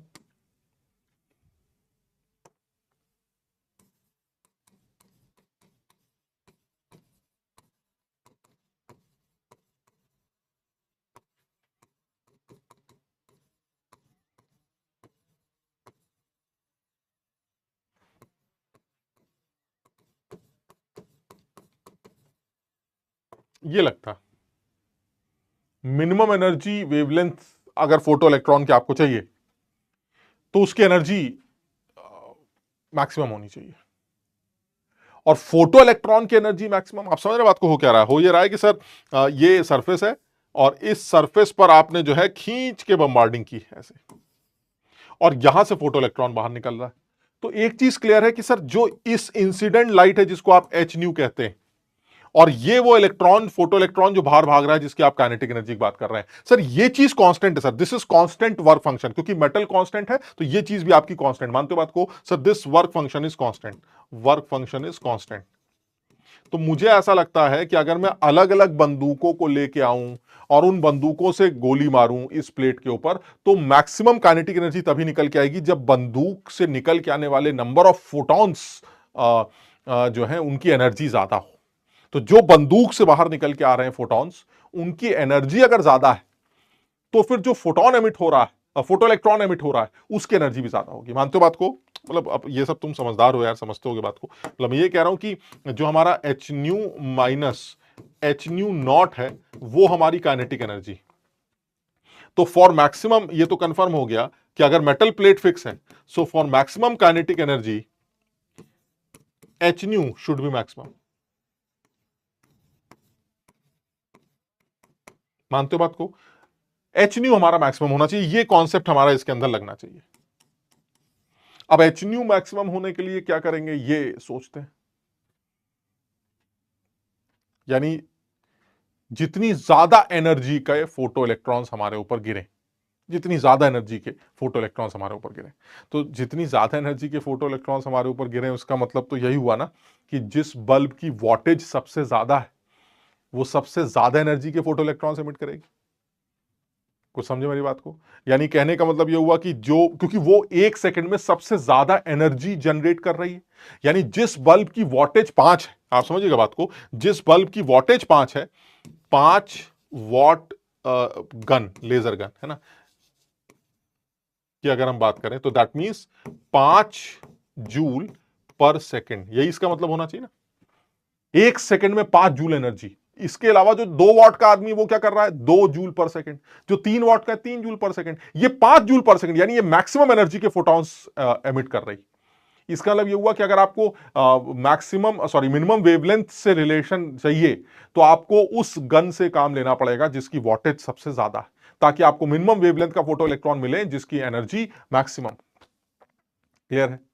समझ में आ गया? तो इतनी से कॉन्सेप्ट को यूज करना है। 5 वॉट का बल्ब है, आप 5 वॉट के बल्ब से अपना काम चला सकते हैं। अब और सोचते हैं सर, ये बताइए ये जो 5 वॉट का बल्ब है ये कितने एनर्जी एमिट कर रहा है? सर ये एनर्जी कर रहा है 5 जूल एक सेकंड में। अच्छा, अब वो जो गन है वो एक सेकंड में कितने फोटॉन्स एमिट कर रही है ये आपको क्या पता है? सर ये तो हमें पता नहीं, क्योंकि हमें ये पता है कि 3 गन्स हैं, वो 3 गन्स एक सेकंड में इतने इतने फोटॉन्स एमिट कर रही है, लेकिन कौन सी गन कितने कर रही है ये मुझे नहीं पता। तो अगर मैं पॉसिबिलिटी की बात करता हूं तो मुझे जो समझ में आता है वो ये है कि पर अगर ये एनर्जी की बात करें तो एनर्जी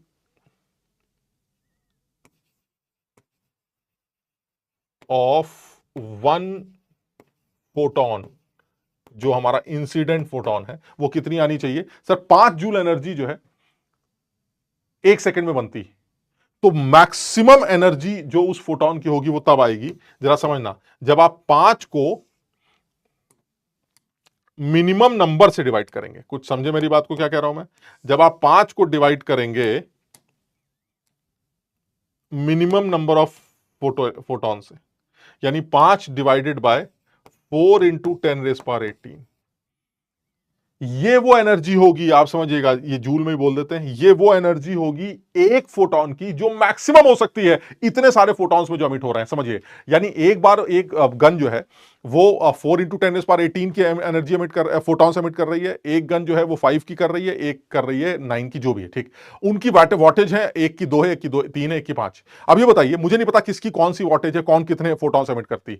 आपके हिसाब से एक फोटॉन जो पॉसिबिलिटी अगर मैं रखता हूं तो वो कौन सा फोटॉन होगा जो उसकी मैक्सिमम एनर्जी हो सकती? पॉसिबिलिटी सर, जो फोटॉन आप इंसिडेंट कर रहे हैं उसकी मैक्सिमम एनर्जी तब हो सकती है जब वो एक ऐसी गन से निकला हो जिसकी वॉटेज सबसे ज्यादा हो, साथ ही साथ वो गन पर सेकंड कम से कम फोटोन एमिट कर रही हो, क्योंकि वॉटेज ज्यादा बनानी है, फोटॉन्स कम होंगे, तो कम फोटॉन्स भी अगर उतनी वॉटेज बना रहे हैं तो इसका मतलब एक फोटोन की एनर्जी मैक्सिमम रही होगी। मेरी बात सब लोग समझ रहे हैं? तो इसका मतलब ये हुआ, ये बड़ा खूबसूरत सवाल है, बड़ा इंटरेस्टिंग सवाल है। बहुत सारे बच्चों को लगता है अरे ये तो बड़ा सिंपल है, बट समझिए बात को, बहुत सारे बच्चे सवाल गलत करके आते हैं, क्योंकि एक्चुअली इस बात का ध्यान नहीं देते कि ये जो फोटोन निकल के आ रहा है ये वो फोटोन होगा, पॉसिबल की बात कर रहा हूं मैं। मुझे नहीं पता किस गन से निकल के आ रहा है, मुझे कुछ भी नहीं पता, क्योंकि उसने ही क्लैरिटी नहीं दी है। तो मैंने ये अज्यूम कर लिया कि एक गन जिसकी वॉटेज 5 है और अगर वो मिनिमम फोटोन सबमिट कर रही है, दैट इज 4 इंटू 10⁻18, तो ये वो फोटोन होगा जिसकी एनर्जी सबसे ज्यादा होगी, और यही जब इस मेटल प्लेट पे पड़ेगा तो इससे निकल के आने वाले फोटो इलेक्ट्रॉन की काइनेटिक एनर्जी मैक्सिमम होगी। खत्म हो गया सवाल। तो यानी इंसिडेंट फोटोन की एनर्जी पता है, वर्क फंक्शन पता है, काइनेटिक एनर्जी कैलकुलेट करके खेल खत्म कर लीजिए। तो चलिए सर, इसी सवाल को जो है यहीं सॉल्व कर लेते हैं। तो यानी ये हमारे एनर्जी ऑफ वन फोटोन आ गई, ठीक है। तो काइनेटिक एनर्जी कितनी होगी जो कि हमें चाहिए? काइनेटिक एनर्जी हो गई 1.25 इंटू 10⁻18 माइनस 4.5 इंटू 10⁻19। सही कर रही है? ये हमारी काइनेटिक एनर्जी होनी चाहिए। वर्क फंक्शन आपने दे रखा है 4.5 इंटू 10⁻19। तो इसका मतलब ये हुआ कि ये हमारी काइनेटिक एनर्जी है, जिसको सॉल्व करते हैं तो ये आ जाएगी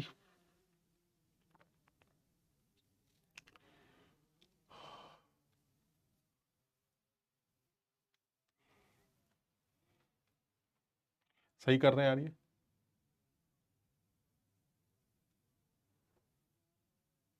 तो कितना कितना आ जाएगा?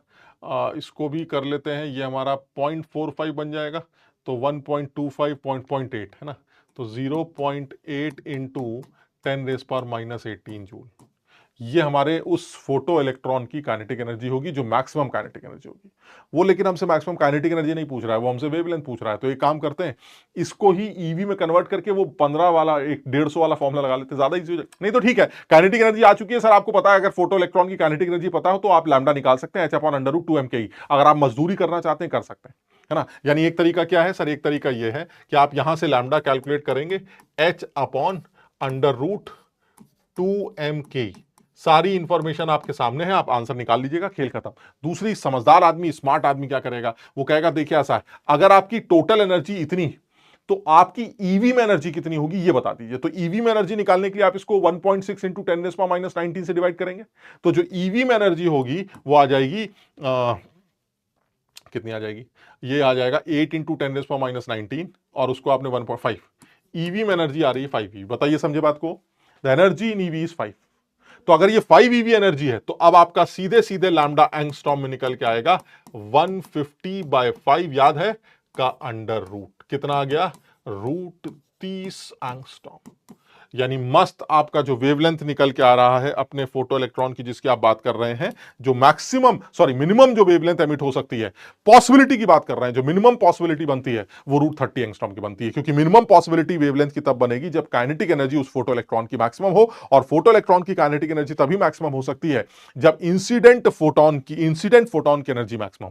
इंसिडेंट फोटोन की एनर्जी मैक्सिमम तब हो सकती है जब वो एक ऐसी लेजर गन से निकल रहा हो जिसका वेवलेंथ जिसकी वॉटेज सबसे ज्यादा हो। सिर्फ इसी से काम नहीं चलेगा, जिसकी वॉटेज सबसे ज्यादा हो, साथ ही साथ पर सेकंड वो मिनिमम फोटॉन एमिट करता हो, ताकि एक फोटॉन की एनर्जी मैक्सिमम बन जाए। समझ रहे बात को? तो आप उस लेजर गन में किस वॉटेज की गन चूज कर रहे हैं, और वो लेजर गन कितने फोटॉन एमिट कर रही पर सेकंड, ये आपके हाथ में चूज करना है, क्योंकि उसने कुछ नहीं बताया। तो आपने मैक्सिमम वॉटेज की यूज की और मिनिमम फोटॉन्स की यूज की, ताकि जो नेट वैल्यू निकल के आए पर फोटॉन एनर्जी, वो मैक्सिमम निकल के आए। क्लियर है? चलिए नेक्स्ट सवाल पे आते हैं। नेक्स्ट सवाल क्या कह रहा है? बहुत अच्छा सवाल था। मिनिमम फोटो करंट कितनी होगी? मिनिमम फोटो करंट निकालिए, सोचो, अपने आप सोचो। फोटो करंट मिनिमम तभी आएगी जब, अब देखो ये तो वही पुराने ही कॉन्सेप्ट्स हैं जो तुम्हें पता है ना। और फोटो करंट जो है वो फोटो इलेक्ट्रॉन्स के नंबर के ऊपर डिपेंड करेगी, और फोटो इलेक्ट्रॉन्स के जो नंबर है वो फोटॉन्स की एनर्जी पर नहीं, फोटॉन्स के नंबर्स के ऊपर डिपेंड करेंगे। मेरी बात समझ रहे? यानी जो लॉजिक यहां पर लगना चाहिए वो ये, नंबर ऑफ इंसिडेंट फोटॉन्स अगर बढ़ेंगे तो फोटो इलेक्ट्रॉन्स भी बढ़ेंगे, फोटो इलेक्ट्रॉन्स भी बढ़ेंगे, जिसकी वजह से करंट भी बढ़ेगी। यानी इंटेंसिटी इंक्रीज करते हो अगर तुम, तो करंट इंक्रीज कर जाएगी। इंटेंसिटी मींस पर सेकंड नंबर ऑफ फोटॉन्स कितने ज्यादा पड़ रहे हैं। तो अब इसमें तो देखो बात क्लियर हो गई एकदम कि नंबर ऑफ फोटॉन्स जो मैक्सिमम होंगे वहीं से आपका काम चल जाएगा। और नंबर ऑफ फोटॉन्स मैक्सिमम कहां आ रहे हैं वो आपको पता है। नंबर ऑफ फोटॉन्स मैक्सिमम मेरे निकल के आ रहे हैं, कहां पर थे, 9 × 10⁻18। जो मैक्सिमम नंबर ऑफ फोटॉन्स निकल के आ रहे हैं वो 9 × 10⁻18। तो जितने 9 × 10⁻18 जो नंबर ऑफ फोटॉन्स निकल के आ रहे हैं, लेकिन अगर आपको एक सेकेंड, हमें मिनिमम फोटो करंट चाहिए ना। तो अगर आपको मिनिमम फोटो करंट चाहिए तो इसका मतलब फिर सब कुछ मिनिमम हो जाएगा। तो यानी नंबर ऑफ फोटॉन्स जो है वो मिनिमम होने चाहिए। तो नंबर ऑफ फोटॉन्स मिनिमम वाले कितने हैं, मिनिमम नंबर ऑफ फोटॉन्स कितने हैं, मिनिमम नंबर ऑफ फोटॉन्स हमें कितने दे रखे हैं, हमें दे रखे हैं 4 × 10⁻18। तो जितने फोटॉन्स आपने डाले हैं उतने ही फोटो इलेक्ट्रॉन्स बाहर निकल के आएंगे, क्योंकि हर फोटॉन इज केपेबल, उसने ऑप्शन में सवाल में बता रखा है। तो 4 × 10⁻18 ही इलेक्ट्रॉन्स बाहर निकल के आएंगे। तो यानी चार्ज कितना, मिनिमम नंबर ऑफ फोटॉन्स, तो नंबर ऑफ इलेक्ट्रॉन्स,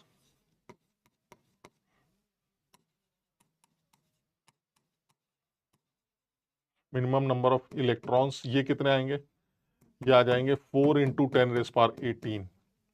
तो फिर चार्ज कितना आएगा, 4 × 10⁻18 अगर फोटॉन्स निकलते हैं, सॉरी इलेक्ट्रॉन्स निकलते हैं, तो उनका चार्ज आएगा इतना कूलम। और क्योंकि ये खेल आप पर सेकंड खेल रहे हैं, तो यही आपकी करंट हो जाएगी। तो करंट हो जाएगी 0.64 एम्पियर। क्लियर, अच्छा सवाल।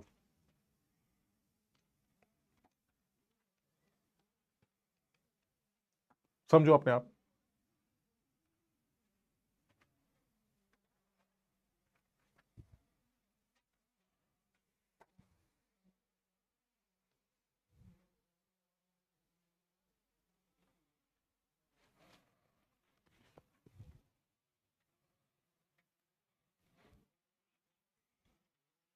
चलिए और बात करते हैं। ये क्या कहना चाह रहे हैं, ratio of minimum to maximum to minimum photo, ये तो आसान लग रहा है। Maximum to minimum photo current, तो अभी बात हुई हमारी maximum to minimum photo current की बात करें अगर आप, मैक्सिमम करंट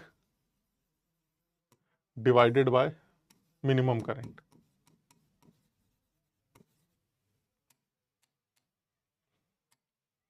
तो वो कितना आ जाएगा, मैक्सिमम मिनिमम करंट, वो मैक्सिमम फोटो, वो तो करंट जो है वो फोटो इलेक्ट्रॉन्स, फोटॉन्स के नंबर्स के ऊपर डिपेंड कर रहा है। तो मैक्सिमम फोटॉन्स जो भी गन एमिट कर रही है डिवाइडेड बाय मिनिमम फोटॉन्स। तो मैक्सिमम 9 × 10⁻18 था, और जो मिनिमम था वो 4 × 10⁻18 था। That is 9:4। तो जो रेशो आना चाहिए वो 9:4 आना चाहिए। क्लियर है। मुझे इस सवाल का जो पहला पार्ट था वो सबसे अच्छा लग रहा है, क्योंकि पहले पार्ट में आपको दो बातों का ध्यान रखना था। सेकंड पार्ट तो फिर भी इंटरेस्टिंग है, ठीक है, लॉजिकल है, बट जो पहला पार्ट है वो बड़ा इंटरेस्टिंग है, जिसमें आपको चूज करना है कि आप गन किस पावर की लेना चाहते हैं, और फिर आपको चूज करना है कि उस गन से मिनिमम नंबर ऑफ फोटॉन्स निकल रहे हों। क्योंकि आपके पास ऑप्शन है, उसने सवाल में नहीं बताया कि गन कौन सी है, उससे फोटॉन्स कौन से निकलते हैं। तो आपने मान लिया कि भाई ऐसा है 1 2 3 तीन गन्स है, अब एक ऐसी गन ले लेता हूं जिसकी वॉटेज 5 होनी चाहिए, और जो फोटॉन्स निकाले वो मिनिमम निकाले। अगर ऐसा हो गया तो जो हमारा फोटो इलेक्ट्रॉन निकल के आएगा उसकी काइनेटिक एनर्जी मैक्सिमम होगी और उसकी वेवलेंथ मिनिमम। क्लियर है, बताओ सबके समझ में आ गया। चलिए और बात करते हैं।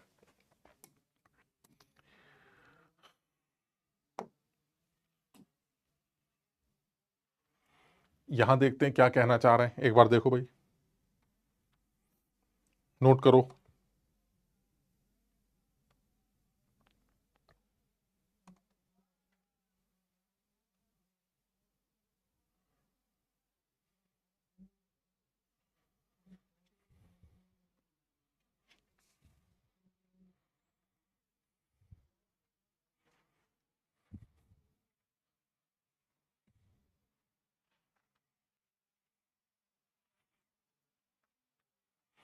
An element undergoes a reaction, ठीक है, एक्स जो है वो इलेक्ट्रॉन्स को एक्सेप्ट कर रहा है, X2 माइनस में कन्वर्ट हो रहा है, और इस पूरे प्रोसेस में जो भी एनर्जी रिलीज हो रही है ओवरऑल वो 30.87 ईवी।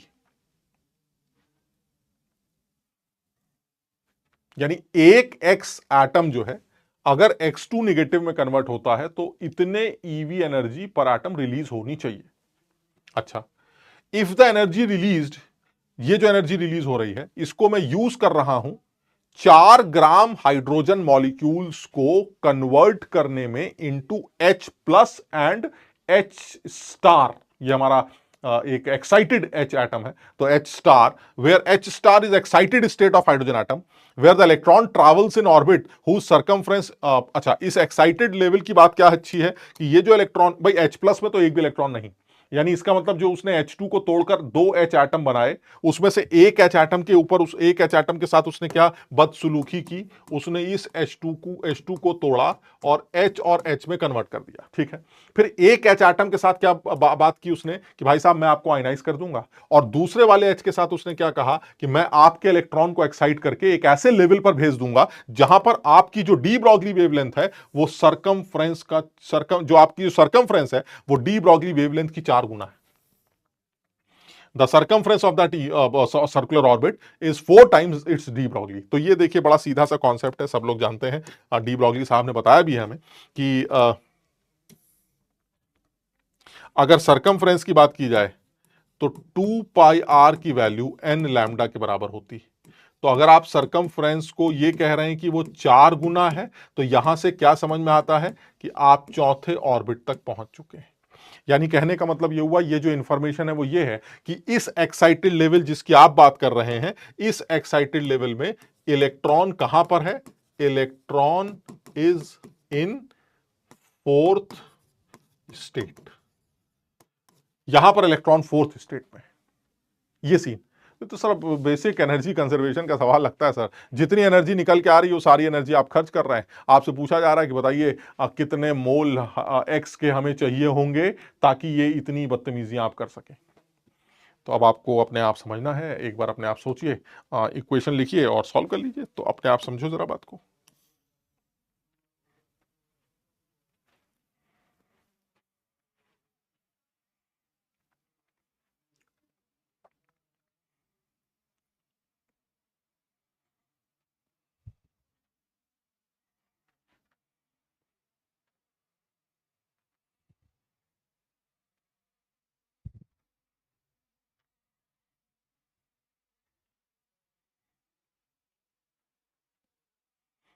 हमें फाइनली यही निकालना है इसके अंदर की determine the at least the least moles of x जो हमें इसके चाहिए, ताकि उससे इतनी एनर्जी निकल सके जो इतना सारा काम कर ले।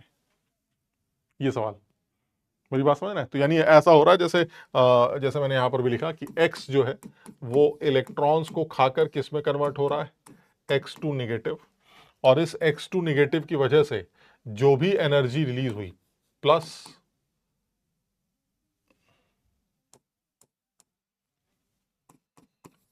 एनर्जी, ये जो एनर्जी रिलीज हुई ये एनर्जी चली गई आपके पास और उसने ये हरकतें कर दी। ये सवाल ठीक है। तो हम ऐसे मान लेते हैं भाई ये हरकत जो आप करवा रहे हैं इसके लिए हमें मान लीजिए n मोल्स चाहिए, let moles of x required, ऐसे ही ले लेते हैं a मोल, है ना, a मोल ले लेते हैं। तो अब आप एक एटम अगर इतनी एनर्जी रिलीज करता है तो a मोल कितनी रिलीज करेंगे, बहुत आसान है सर, जो रिलीज्ड एनर्जी है वो है 30.87 इंटू a इंटू Na। ये ईवी में आपकी रिलीज्ड एनर्जी, इतनी एनर्जी रिलीज होनी चाहिए, ठीक। अच्छा, ये एनर्जी फिर कर क्या रही है, ये एनर्जी सर 3 काम कर रही है। पहला, वो H2 को तोड़ रही है, कितने H2 को तोड़ रही है, 4 मोल, सॉरी 4 ग्राम, यानी 2 मोल H2 को तोड़ रही है, और एक H2 को तोड़ने की एनर्जी यहां दे रखी, एक H2 को। तो फिर 2 मोल को तोड़ने की एनर्जी कितनी होगी सर, ये हो जाएगा 2 इंटू Na इंटू 4.526 ईवी। ये वो एनर्जी होगी जो H2 को तोड़ेगी, कितने H2 को, 2 मोल H2 को तोड़ेगी, ठीक है। अच्छा, फिर क्या होगा, तोड़कर क्या करेगी सर, उसको H और H में ब्रेक कर देगी। फिर क्या करना है सर, एक H को H+ में कन्वर्ट करना है, एक H को H+ में। और आपके पास कितने H+ होंगे सर, क्योंकि 2 मोल H2 तोड़े हैं तो 2 मोल H+ बनेंगे और 2 मोल H* बनेंगे सर। समझ में आपको, 2 मोल H2 तोड़ोगे तो इसका मतलब ये हुआ आपने 4 मोल H बनाए ना, 4 मोल में 2 मोल ये और 2 मोल ये। तो ये जो 2 मोल इनका क्या होगा सर, ये हो जाएंगे 2 इंटू Na इंटू एक को आयनाइज करने की एनर्जी कितनी है 13.6। अगर ये ना भी बताता तो भी आपको पता होनी चाहिए, ionization energy of hydrogen atom is 13.6 eV per atom. और किसी भी एटम, अभी मैंने लिखा भी था, किसी भी एटम की सिंगल इलेक्ट्रॉन सिस्टम की ionization energy 13.6 eV Z² eV per atom होती। तो दिस इज 2Na इंटू 13.6। और क्या होगा सर, और इस H को स्टार में कन्वर्ट कर देंगे। कितने लोग होंगे सर, एक आदमी के लिए कितनी एनर्जी चाहिए, तो 2Na के लिए कितनी चाहिए 2Na इंटू, जरा बताइए, ग्राउंड लेवल से अगर आपको 4th लेवल तक जाना, याद करवाया था मैंने, ग्राउंड से 4 की एनर्जी का डिफरेंस सर, ग्राउंड की एनर्जी आपने याद करवा रखी है, वो है 13.6 माइनस 13.6, और 4th लेवल की एनर्जी भी आपने याद करवा रखी है -0.85। तो अगर मैं दोनों का डिफरेंस ले लेता हूं तो यह आ जाएगा 13.6 और यह आ जाएगा 0.85।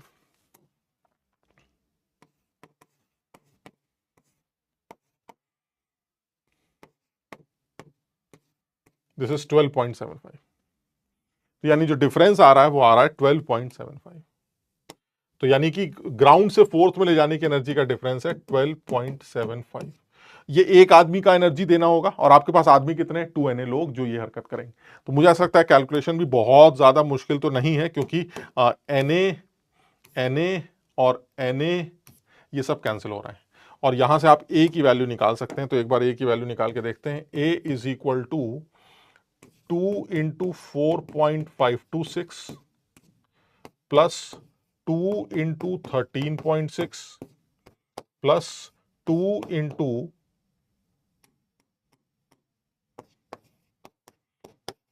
12.75 डिवाइडेड बाय, किससे डिवाइड कर रहे हैं 30.87, 30.87। सर ये है situation.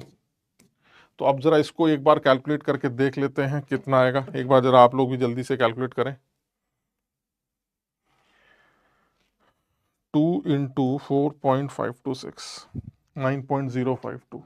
so this is 9.052 plus 13.6 ये हो गया 27.2 प्लस 2 इंटू दिस, ये कितना आ जाएगा, ये आ जाएगा 25.5, है ना। तो क्या क्या जोड़ना है, plus 27.2 plus 9.052 divided by 30.87 exactly 2 आ रहा है। यानी यहां से इसको हम डिवाइड कर देते हैं, divided by 30.87, this is exactly, यानी अल्टीमेटली जो ए की वैल्यू आ रही है वो 2 मोल आ रही है। तो आपने ए मोल माने थे, 2 मोल अगर आप एक्स लेके आते हैं तो उन 2 मोल एक्स के साथ अगर इस तरह की कुछ हरकत करते हैं तो आपको 2 मोल हाइड्रोजन उछलते हुए नजर आएंगे, टूटते हुए नजर आएंगे। उनमें से एक हाइड्रोजन ऐसा होगा, 2 मोल हाइड्रोजन ऐसे होंगे जो कि 2 मोल हाइड्रोजन मॉलिक्यूल आपको टूटते हुए नजर आएंगे, जिसमें से 2 मोल हाइड्रोजन एटम्स ऐसे होंगे जो कि आयनाइज हो चुके होंगे, और 2 मोल हाइड्रोजन एटम्स ऐसे होंगे जो चौथे लेवल पर उनके इलेक्ट्रॉन्स एक्साइट हो चुके होंगे। क्लियर, समझ में आया। चलिए और बात करते हैं।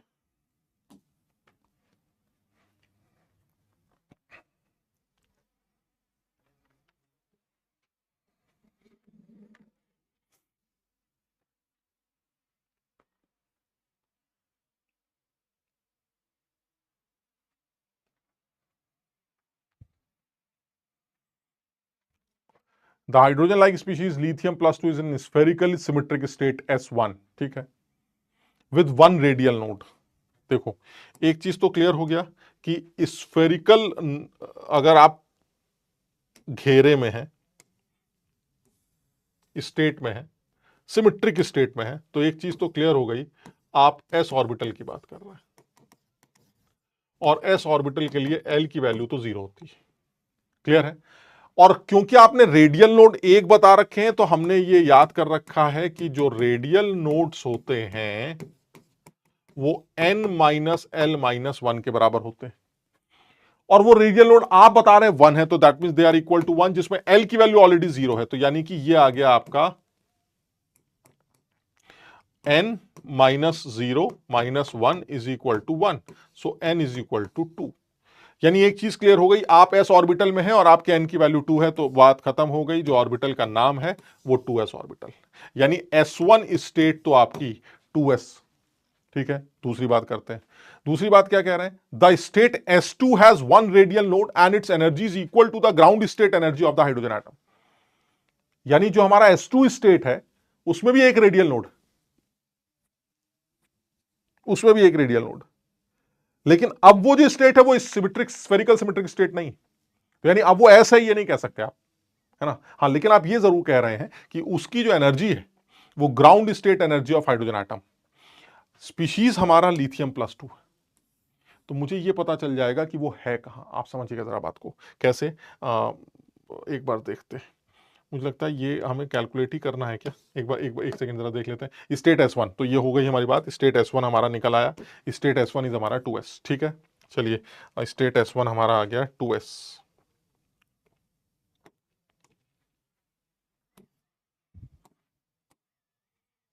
ठीक है, अच्छा फिर दूसरी बात करते हैं। दूसरी बात क्या है,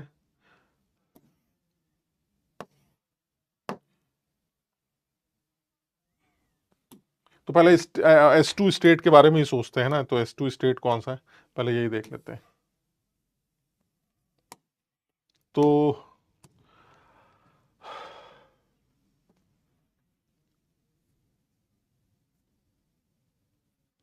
energy of S1 in units of hydrogen atom ground state energy. पहले एक सेकेंड S2 को भी डिफाइन कर लेते हैं, फिर हम ये एनर्जी भी निकाल लेते हैं। तो S2 को कैसे डिफाइन करेंगे, तो देखो जो समझ में आ रहा है वो ये आ रहा है कि आपने बता रखा है कि ग्राउंड स्टेट एनर्जी 13.6 होती है हाइड्रोजन की, और उनके हिसाब से it is -13.6 into Z² upon n²। लिथियम+2 है, यानी उसके उस पर्टिकुलर स्टेट की जो एनर्जी है वो हाइड्रोजन के ग्राउंड लेवल एनर्जी के बराबर है। तो खेल ही खत्म हो गया सर। यहां से n की वैल्यू पता चल गई 3। अब n की वैल्यू 3 आ गई और आपने बताया कि रेडियल नोड अब भी उसके अंदर 1 ही है, तो दैट मींस रेडियल नोड, मैं फिर से लिख रहा हूं, रेडियल नोड जो होते हैं वो n-l-1 के बराबर होते हैं। तो ऐसे में n की वैल्यू 3 है, l की वैल्यू मुझे नहीं पता, और -1, और ये 1 ही है, तो इससे l की वैल्यू क्या आ जाएगी 1। l की वैल्यू 1 आ रही, तो l अगर 1 आ रहा है और n की वैल्यू 3 है, तो इसका मतलब ये हुआ कि अब आप किस ऑर्बिट की बात कर रहे हैं सर, अब आप तो किस सबशेल की बात कर रहे हैं सर, अब आप 3p की बात कर रहे हैं। क्लियर है, तो यानी जो ये आपका 3p जो है वो क्या बन गया, स्टेट 2। तो स्टेट 1 क्या था, 2s, स्टेट 2 क्या है, 3p। ठीक है, अच्छा अब सवाल पर आते। सवाल क्या कह रहा है, S1 की एनर्जी को ग्राउंड स्टेट एनर्जी के साथ क्या के साथ लिंक करिए। बड़ा फर्जी सवाल है। S1 की एनर्जी कितनी थी, S1 हमारा क्या था 2s, तो यानी सेकेंड ऑर्बिट की एनर्जी की बात हो रही, और सेकेंड ऑर्बिट की एनर्जी कितनी होगी, -13.6 इंटू 3 का स्क्वायर अपॉन 2 का स्क्वायर। क्लियर है। और अगर मैं इसको लिंक करना चाहूं हाइड्रोजन के साथ, तो दैट मीन्स हाइड्रोजन के ग्राउंड लेवल की energy, so this is hydrogen ground level energy, यही हुआ, into 3² / 2²। So that is hydrogen के ग्राउंड लेवल की energy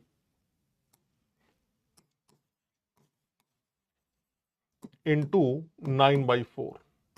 this is 2.25 into hydrogen के ग्राउंड लेवल की एनर्जी।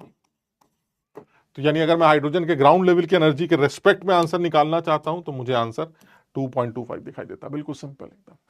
क्लियर है। चलिए और पार्ट क्या कह रहा है, फिर कहना है the orbital angular momentum quantum number of S2। Orbital angular momentum के बारे में भी तुम्हें पता है, और ऑर्बिटल एंगुलर मोमेंटम को हम, एक है orbit angular momentum,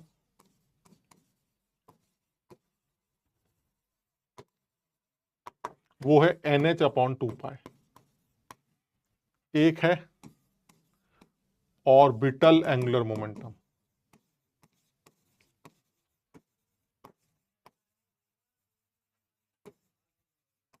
this is h/2 under root LL+1। अब यानी ऑर्बिटल एंगुलर मोमेंटम वो किस क्वांटम नंबर से डिफाइन हो रहा है सर? वो L से डिफाइन हो रहा है। तो अगर मैं उस क्वांटम नंबर की बात कर रहा हूं जो कि L है, और स्टेट S2 की बात कर रहा हूं, तो स्टेट S2 कौन सा था? State S2 was 3p। तो उसके लिए L की वैल्यू कितनी है सर? L की वैल्यू हमारी 1 है। तो यानी 3p के लिए L वैल्यू हमारी 1 है, तो हमारा ऑप्शन क्या बनेगा? बी। क्लियर? समझ में आ गया? बिल्कुल सीधा अच्छा सवाल था। ठीक है, समझ में आ गया। तो ये सिंपल कैटेगरी थी, है ना? अच्छे सवाल थे जिनको डिस्कस कर रहा हो तुम। अच्छी कैटेगरी के सवाल हैं, तो और क्वेश्चंस की भी प्रैक्टिस करते हैं। तो ये एक बार इनको सबको थोड़ा सा रिवाइज करना है, मतलब जितना ज्यादा रिवाइज कर सकते हो उतना ज्यादा रिवाइज करो, जितना ज्यादा समझ सकते हो उतना ज्यादा समझो, क्योंकि मुझे ऐसा लगता है कि चीजें जो है वो इंपॉर्टेंट हैं, इस पर जो सवाल बनते हैं। अब मुझे ऐसा लग रहा है जैसे लिंक आप कर रहे हैं, देखिए आप फोटो इलेक्ट्रिक इफेक्ट को लिंक कर रहे थे आप डी ब्रॉगली के अनसर्टेनिटी, वेवलेंथ के अनसर्टेनिटी के साथ, या फिर इस तरह से जो मर्जिंग कॉन्सेप्ट्स हैं। इनफैक्ट लास्ट क्लास में भी हम लोगों ने minimum number of, enough number of atoms का जो कॉन्सेप्ट डिस्कस किया था कि n×n-1/2 वाला फॉर्मूला आप तभी अप्लाई कर सकते हैं जब दो कंडीशंस दी गई क्यों? पहली, इनफ नंबर ऑफ एटम्स का सैंपल है, और साथ ही साथ डी एक्साइटेशन ग्राउंड लेवल का। अगर डी एक्साइटेशन ग्राउंड लेवल का नहीं है तो आप n×n-1/2 की जगह डेल्टा n×Δn+1/2 वाला फॉर्मूला यूज करते हैं मैक्सिमम यूनिक स्पेक्ट्रल लाइंस निकालने के लिए। ये हमने कर रखा है ना, तो लेकिन आप थोड़ा सा रिवाइज करना है, पढ़ना है, याद करना है, तो इन सवालों की और प्रैक्टिस करते हैं ना, करते रहो।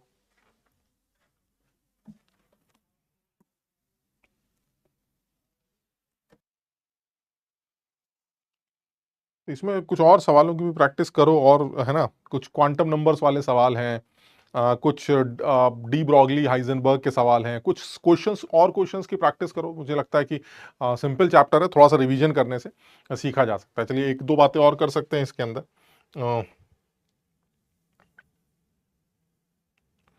मान लीजिए कुछ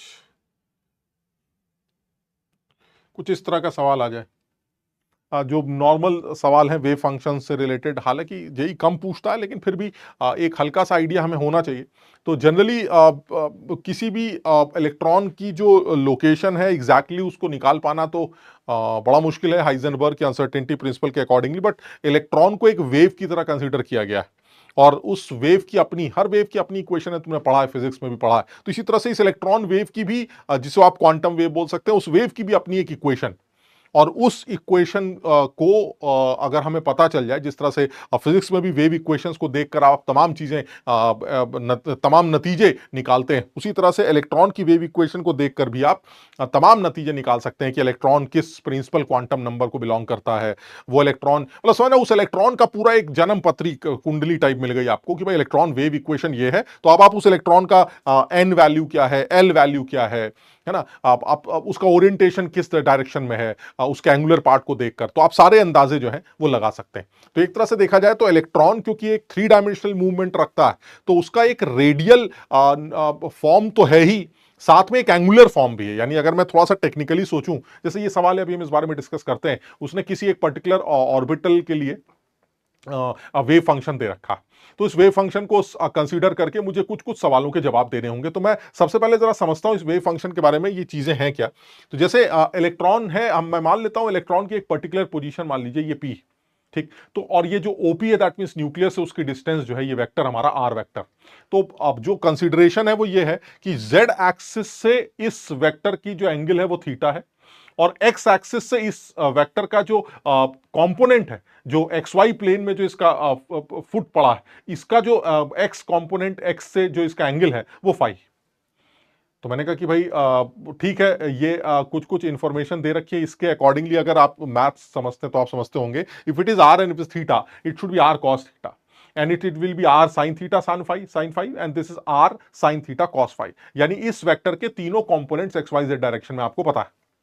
जैसे ऐसे एग्जांपल के तौर पे बोल रहा हूं कि अगर मान लीजिए मैं आपसे बोलूं कि cos थीटा 0 है, इसका क्या सिग्निफिकेंस? तो अगर cos थीटा 0 है तो दैट मींस एक चीज तो क्लियर हो गई कि अगर cos थीटा 0 है तो इसका मतलब आप 90 डिग्री की बात कर रहे हैं, यानी इफ थीटा इज 90 डिग्री तो इसका क्या मतलब, या थीटा इज 0 डिग्री तो इसका क्या सिग्निफिकेंस? तो अगर थीटा सपोज 0 डिग्री तो इसका सिग्निफिकेंस तो ये कि ये जो पी पॉइंट है ये जेड एक्सिस पर, यानी कहने का मतलब ये हुआ कि जो इलेक्ट्रॉन की फाइंडिंग प्रोबेबिलिटी है वो जेड एक्सिस पर पाई जाएगी। अच्छा, थीटा को 0 कर दिया तुमने तो इसका मतलब ये साइन थीटा भी 0 हो गया और ये साइन थीटा भी 0 हो गया। इसका मतलब ये हुआ एक्स एक्सिस और वाई एक्सिस पर इलेक्ट्रॉन की फाइंडिंग प्रोबेबिलिटी या उस इलेक्ट्रॉन का जो एम्पलीट्यूड है वेव फंक्शन का, वेव का, वो 0 है। इसका मतलब ये हुआ कि cos थीटा अगर आपको किसी भी वेव फंक्शन में दिखाई दे रहा है जिसमें cos फाई या sin फाई का टर्म नहीं है, तो इसका मतलब है शायद एक ऐसे ऑर्बिटल की बात कर रहा है जो z एक्सिस के अलोंग। आप समझ रहे हैं मेरी बात को? दूसरी बात अगर इस तरह से सोचें कि ये तो सर इसके एंगुलर पार्ट की बात कर रहे हैं, सर इसका एक रेडियल पार्ट भी होगा, यानी इलेक्ट्रॉन की रेडियली फाइंडिंग प्रोबेबिलिटी कहां पर मैक्सिमम है, कहां कितनी है, या कहां पर उसके पाए जाने की संभावना नहीं है, यानी रेडियल नोड्स कैसे हैं, उसके एंगुलर नोड्स कितने हैं, इस तरह की बातें आपको, या इलेक्ट्रॉन की फाइंडिंग प्रोबेबिलिटी रेडियली कहां नहीं है या एंगुलरली कहां नहीं है, ये बातें आपको वेव फंक्शन से पता चल सकती।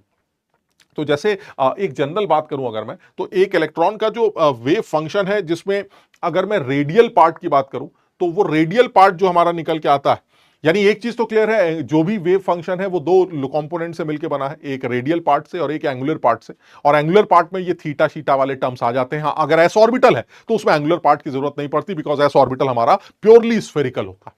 तो एक जनरल डिस्कशन अगर मैं करूं तो एक वेव फंक्शन को के रेडियल पार्ट को आप इस तरह से डिफाइन कर सकते हैं, ठीक है। अच्छा, इसमें क्या क्या होगा, और इसमें ज्यादा अकल नहीं लगानी है और हमें कुछ याद नहीं करना है, हमें कुछ चीजें सिर्फ समझनी है। वो क्या है, जो भी वेव फंक्शन है उसका रेडियल पार्ट में सबसे पहले कोई कांस्टेंट टर्म होता है, हर रेडियल फंक्शन में आपको ये दिखाई देगा। फिर एक पॉलिनोमियल का फंक्शन होता है जिसकी power n minus L minus one के बराबर होती है, यानी पॉलिनोमियल की जो भी पावर है that is n minus L minus one. उस पॉलिनोमियल की जो जिस डिग्री का भी वो पॉलिनोमियल, वो आपको ये बता देगा कि उस जो फंक्शन आपको वेव फंक्शन दिया है उस ऑर्बिटल में कितने रेडियल नोड्स।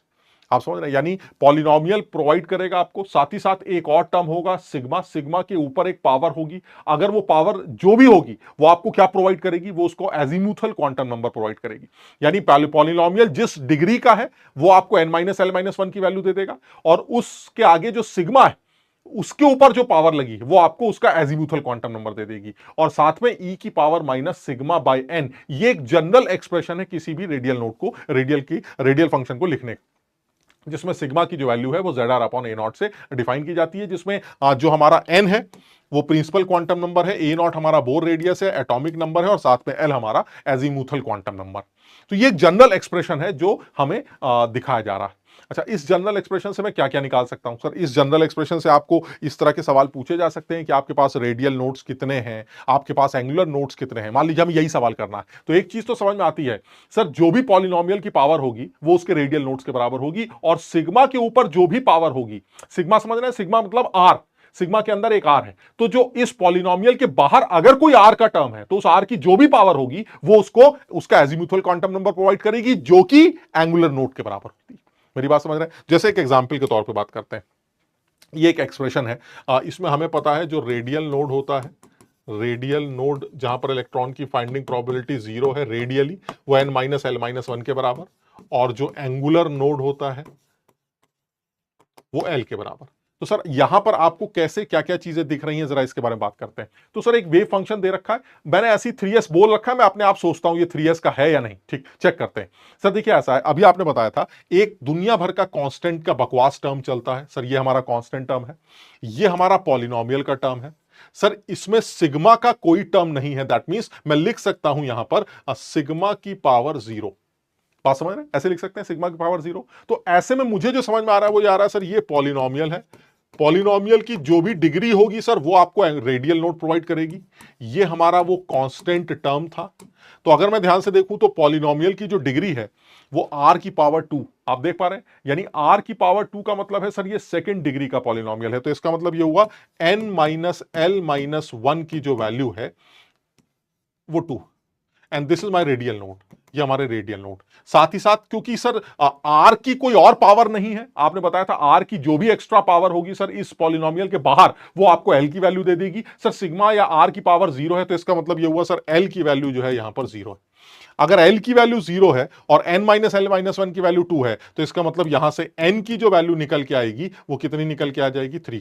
सर आप एक ऐसे ऑर्बिटल की बात कर रहे हैं जिसका n नंबर 3 है, l नंबर 0 है, सो दैट मींस आप शायद 3s ऑर्बिटल की बात कर रहे हैं। यानी हम जो बात कर रहे हैं जिस वेव फंक्शन को आप लेके आए हैं वो हमारा 3s ऑर्बिटल। और वो सर अगर आप उसके लिए उसके एम्पलीट्यूड को उसके डिस्टेंस से कवर करना चाहते हैं तो सर ये एक ऐसा आदमी होगा जिसके अंदर एक रेडियल नोड होगा जो दिखाई भी दे रहा है, जिसके अंदर जिसको देखकर आपको ऐसा लगता है जैसे कि हमारे पास फाइनली एक ऐसा एक्सप्रेशन जिसमें कुल मिला के 3s 2s के बीच में एक रेडियल नोड, 2s और 1s के बीच में एक रेडियल नोड, यानी आपको कुल मिला के 2 रेडियल नोड्स देखने को मिले। समझ रहे बात को? सबको ये बात समझ में आ रही है? तो यानी बहुत सिंपल सा कॉन्सेप्ट है, बहुत सिंपल सा क्राइटेरिया है, बहुत सिंपल सा कॉन्सेप्ट है। तो अगर इसको आप समझेंगे तो ये बहुत सिंपल सी बातें हैं जिसमें जिसको और हमें ये याद करने की जरूरत नहीं, हमें ये नहीं याद करना है कि ये क्या दे रखा है। ये एक वेव फंक्शन होगा, हमें ये याद नहीं करना है, लेकिन इस वेव फंक्शन के अंदर वो 3 बातें हमें समझनी है। कौन कौन सी? एक कांस्टेंट टर्म, एक पॉलिनोमियल, पॉलिनोमियल की जो भी डिग्री है that is n minus L minus one, that is our radial node, और साथ ही साथ उस पॉलिनोमियल के बाहर अगर कोई r की पावर दे रखी है या सिग्मा की पावर दे रखी है तो आप समझ लीजिएगा वो आपको angular azimuthal quantum number L देने जा रहा है जो कि आपको एंगुलर नोड प्रोवाइड करेगा। ठीक है? या जैसे और एक एग्जांपल लेते हैं, मान लीजिए ये, इसको अगर आप ध्यान से देखो एक बार, अपने आप सोच के देखो जरा, एक बार अपने आप सोच के देखो क्या है सर। ये आपने जैसा कि बताया ये दुनिया भर की बकवास है। क्या है ये हमारा कांस्टेंट टर्म है। सर आपने साथ में ये भी बताया कि ये आपका पॉलिनोमियल है और इस पॉलिनोमियल की सर जो पावर है वो आपने बता रखी है, डिग्री वो 1 दे रखी है, और डिग्री किसके बराबर है sir? n minus L minus one के बराबर। चलिए ठीक है सर। इसके अलावा सर एक r का टर्म और दिखाई दे रहा है जिसकी पावर 1। इसका मतलब ये हुआ सर ये हमारा सिग्मा वाला टर्म है, दिस इज सिग्मा, और सिग्मा की पावर क्योंकि 1 दे रखी है इसका मतलब l की वैल्यू आपको 1 पता चल गई। सर यहां से l की वैल्यू 1 आ गई। क्लियर है? और सर ये e की पावर माइनस सिग्मा बाई 2 जो भी कुछ था हमारा वो फंक्शन। सर इससे क्या क्या पता चल रहा है? सब सारी चीजें पता चल रही हैं। अगर आप ध्यान से देखें तो n minus L minus one की वैल्यू 1 है और l की वैल्यू 1। समझ रहे बात को? l की वैल्यू 1, तो इससे अगर l की वैल्यू यहां पुट कर देंगे तो n की वैल्यू 3 आ जाएगी। n की वैल्यू 3 और l की वैल्यू 1 क्या पढ़ाया गया है सर? ये तो 3p ऑर्बिटल की बात चल रही है सर, ये 3p ऑर्बिटल की बात कर रहे हैं सर। हाँ ये जरूर है कि ये 3px है या 3py है या 3pz है सर, वो इसके आगे का एंगुलर फंक्शन अगर और दे दिया जाता तो हम उससे अंदाजा लगा सकते थे सर। अगर वो सिर्फ cos थीटा में होता तो सर ये z ऑर्बिटल होता, इसमें कोई शक नहीं। तो हमें एटलीस्ट px py pz तक का अंदाजा तो लगा ही देना चाहिए। क्लियर है? समझ पाए बात को? अच्छा, अब जो सवाल है हमारे पास हम उसके बारे में बात करते हैं। सवाल क्या दे रखा है हमें? जो सवाल था हमारे पास वो ये था, ये एक फंक्शन दे रखा है ना, तो हम इसको अपने हिसाब से समझते हैं। सवाल में क्या पूछ रहा है सबसे पहले? सर सवाल में सबसे पहले ये पूछा जा रहा है कि the number of radial and angular nodes कितने। तो ये तो बहुत सिंपल हो गया सर, अब हमारे लिए ये कहीं से भी मुश्किल नहीं है। अगर आप रेडियल एंगुलर नोड्स की बात करते हैं तो अब हम ये काम कर सकते हैं, क्योंकि हमें क्या क्या चीजें दे रखी हैं जरा हम एक बार वो देख लेते हैं। सर ये एक्सप्रेशन है हमारे पास, ये एक्सप्रेशन। अच्छा, इस एक्सप्रेशन को देखते हैं अगर हम तो सर बिल्कुल साफ दिखाई दे रहा है। क्या क्या दिखता है यहाँ? क्या सर यहां पर मुझे एकदम साफ दिखाई देता है, ये एक पॉलिनोमियल है सर, देख रहे हैं? और इस पॉलिनोमियल को अगर मैं ध्यान से देखूं तो इस पॉलिनोमियल को अगर आप ध्यान से देखें, ये तो सारी वही बकवास है, देख पा रहे हैं आप, ये सारी वही बकवास कांस्टेंट वाली। ये हमारी पॉलिनोमियल है, ये हमारा सिग्मा है जिसकी पावर 1 है, दैट मींस यहां से हमें क्या मिल जाएगा? L value. और पॉलिनोमियल की जो डिग्री है वो 3 है, आप देख पा रहे हैं, डिग्री 3, सिग्मा से मल्टीप्लाई करेंगे तो degree 3, so the polynomial degree 3 है ना। यहां पर लिख सकते हैं पॉलिनोमियल की जो डिग्री है वो 3, that is n minus L minus one. ठीक, अच्छा, सिग्मा की जो पावर है, सिग्मा की पावर, या फिर कैसे लिख सकते हैं? आर की पावर। अब यहां तो सिग्मा दे रखा है तो आर या सिग्मा एक ही बात कर लेते हैं, तो सिग्मा की पावर वो 1 दे रखी है, दैट मींस ये हमारा क्या है? एल। तो n माइनस एल माइनस 1 3 हो गया, that will be R radial node, ये हमारे रेडियल नोड हो गए। और क्योंकि l की वैल्यू 1 है, ये हमारा एंगुलर नोड। अब आपका पहला सवाल क्या था? पहला सवाल था हमारा number of radial and angular nodes. तो अभी हमारी बात हुई रेडियल नोड्स जो है हमारे वो 3 है, और जो एंगुलर नोड्स है हमारे वो 1। तो जो हमारा ऑप्शन बनता है वो 3,1 बनता है। मानते हो बात को? सब लोगों को ये बात समझ में आ गई? चलिए दूसरे पार्ट पर आते हैं। दूसरा पार्ट क्या कह रहा है? दूसरा कह रहा है वो द एटॉमिक ऑर्बिटल क्या है। सर इसमें क्या सोचना है, एटॉमिक ऑर्बिटल कौन सा है? एन की वैल्यू अगर आप बता देंगे तो मेरा काम चल जाएगा। तो बहुत क्लियर है, अभी आपने लिखा था एन माइनस एल माइनस 1 की वैल्यू 3 है, एन माइनस और साथ में एल की वैल्यू 1, सो एन की वैल्यू क्या आ गई? 5। तो n5 और L1, तो ये तो सर बड़ा पुरानी कहानी है, ये हमारे 5p ऑर्बिटल की कहानी चल रही है sir. This is 5p। Clear? ठीक, चलिए नेक्स्ट पार्ट पर आते हैं। नेक्स्ट पार्ट क्या कह रहा है? नेक्स्ट पार्ट कह रहा है कि if the theta is the angle measured from z axis, जो कि होता है, then the orbital should be. Sir theta अगर z एक्सिस से माना गया और आपके वेव फंक्शन में सिर्फ cos थीटा का टर्म है, सो दैट मींस इसमें सोचने की जरूरत नहीं है सर। आप 5pz की बात कर रहे हैं सर, आप pz ऑर्बिटल की कहानी लेके आए हैं, क्योंकि आपके पास सिर्फ cos थीटा है। अगर साथ में 5 भी होता तो sin थीटा sin phi और sin थीटा cos phi को देखकर आप x एक्सिस या y एक्सिस का भी अंदाजा लगा सकते थे। आपने वो डायग्राम देख रखा है। क्लियर है? चलिए सर नेक्स्ट पॉइंट पर आते हैं। नेक्स्ट पॉइंट क्या है? नेक्स्ट पॉइंट है आपका the maximum distance of radial node from the nucleus. Nucleus से रेडियल नोड कितनी दूरी पर होगा मैक्सिमम डिस्टेंस? देखो अब ये चीज थोड़ी सी इंटरेस्टिंग है। एक तो जो वेव फंक्शन है, मैं वहीं पर दोबारा चलता हूं, जो हमें वेव फंक्शन दे रखा है, ये इस वेव फंक्शन में जो पॉलिनोमियल आपको दे रखा है, अगर मैं इस पॉलिनोमियल को सॉल्व करूं, देखो अगर आप नोड की बात करते हैं तो 1 माइनस सिग्मा शुड बी 0। ठीक है, अगर 1 माइनस सिग्मा 0 है तो ये क्या इंप्लाई करता है? सिग्मा की वैल्यू 1। ठीक, दूसरा 12 minus 8 sigma minus sigma square should be 0। यहां से अगर मैं थोड़ा सा सॉल्व करूं तो यह आ जाएगा sigma square plus 8 sigma minus 12 is equal to 0, है ना। तो ये हमारा इससे सिग्मा की जो वैल्यू है वो 2 और 6 निकल आएगी। कर लोगे सॉल्व अपने आप? तो इसका मतलब ये हुआ सर सिग्मा 2 और 6 आ रहा है और सिग्मा 1 आ रहा है, यानी सिग्मा की 3 वैल्यू आ रही हैं, 1 2 एंड 6। क्लियर है? तो अगर सिग्मा की 3 वैल्यू आपके पास और सिग्मा की जो वैल्यू है वह 2zr upon N a not, जो सवाल में दे रखी है कि हमारे हिसाब से सिग्मा जो हम ले रहे हैं वो है 2zr upon N a naught. तो अगर sigma 2zr upon N a not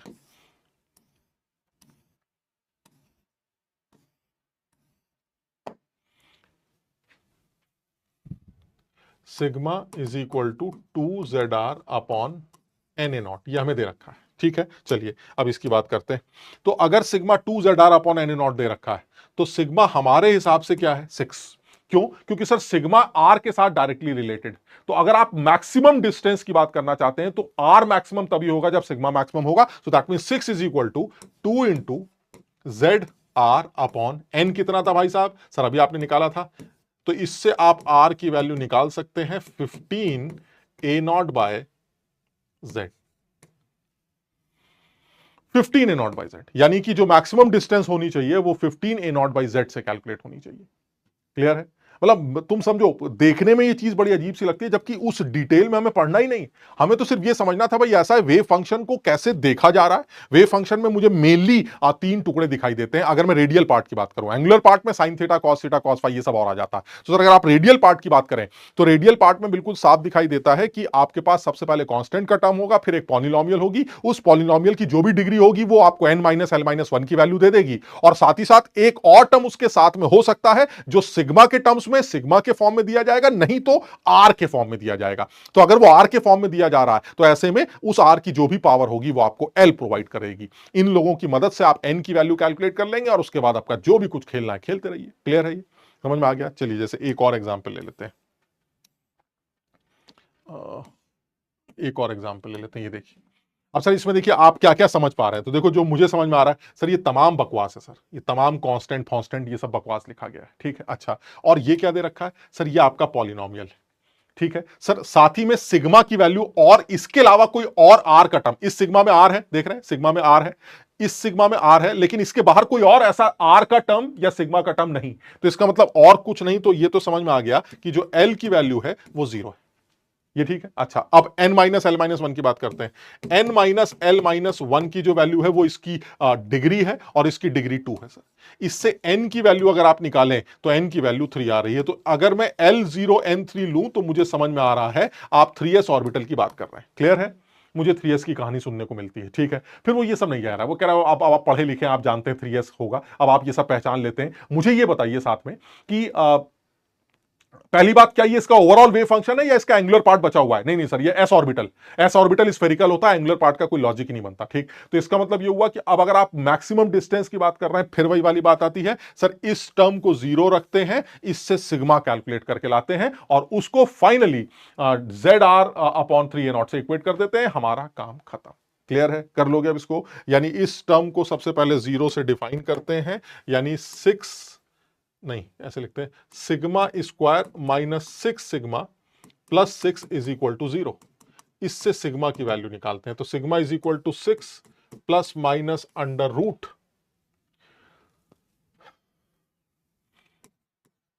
minus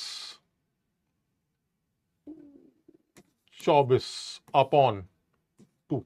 तो यह आ जाएगा आपका 6, और क्योंकि मैक्सिमम डिस्टेंस की बात कर रहे हैं तो प्लस वाला टर्म ही लेंगे, 6 प्लस 3, ये कितना हुआ, 12, 2√3 divided by 2, so this is 3 plus √3। Clear है? 3 प्लस √3। तो इसका मतलब ये हुआ जो हमारा सिग्मा है वो ये, और इनके हिसाब से जो सिग्मा है वो क्या है? इनके हिसाब से जो सिग्मा है वो है 2r, that means 2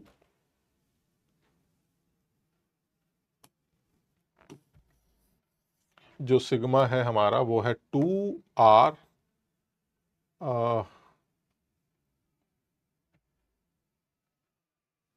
z upon 3a0 is equal to 3 plus √3। So r is equal to 3 plus √3 into 3a0 upon 2z। ठीक है, तो 3/2 ये a0 बिल्कुल सही है सर, ये सी ऑप्शन लग रहा है। क्लियर है? Option should be C. देख लेते हैं एक बार, सी। ठीक है, समझ रहे हो? तो इसको थोड़ा सा एक बार सब लोग एक बार रिवाइज करेंगे, है ना। और ये बहुत सिंपल सा कॉन्सेप्ट है, अननेसेसरी बच्चे इसको लेकर हवा बनाते हैं। फिर साथ ही साथ कुछ जो रेडियल प्रोबेबिलिटी डिस्ट्रीब्यूशन कर्व्स हैं, साई का आर के साथ, साई स्क्वायर का आर के साथ, और साई जो 4πr² साई स्क्वायर के साथ जो आर का कर्व, डिस्टेंस का कर्व है, वो कर्व आप और एक बार देख लेंगे। 3-4 ऑर्बिटल्स के वो कर्व्स ध्यान रखने हैं, बाकी कुछ खास इसके अंदर है ही नहीं। तो एक बार समझो इस बात को, बच्चों को यही एक टर्म समझ में नहीं आता कि ये सब क्या दे रखा है, ये तुम्हें नहीं याद करना है, तुम्हें सिर्फ ये समझना है कि इसके अंदर चीजें क्या क्या है। तो मैं फिर बोलूंगा, कांस्टेंट टर्म, पॉलिनोमियल का टर्म, पॉलिनोमियल के साथ एक एक्स्ट्रा आर का term, polynomial in terms of R. बात समझ रहे हो? मैंने सिग्मा लिख तो दिया लेकिन ये है आर के टर्म्स में ही।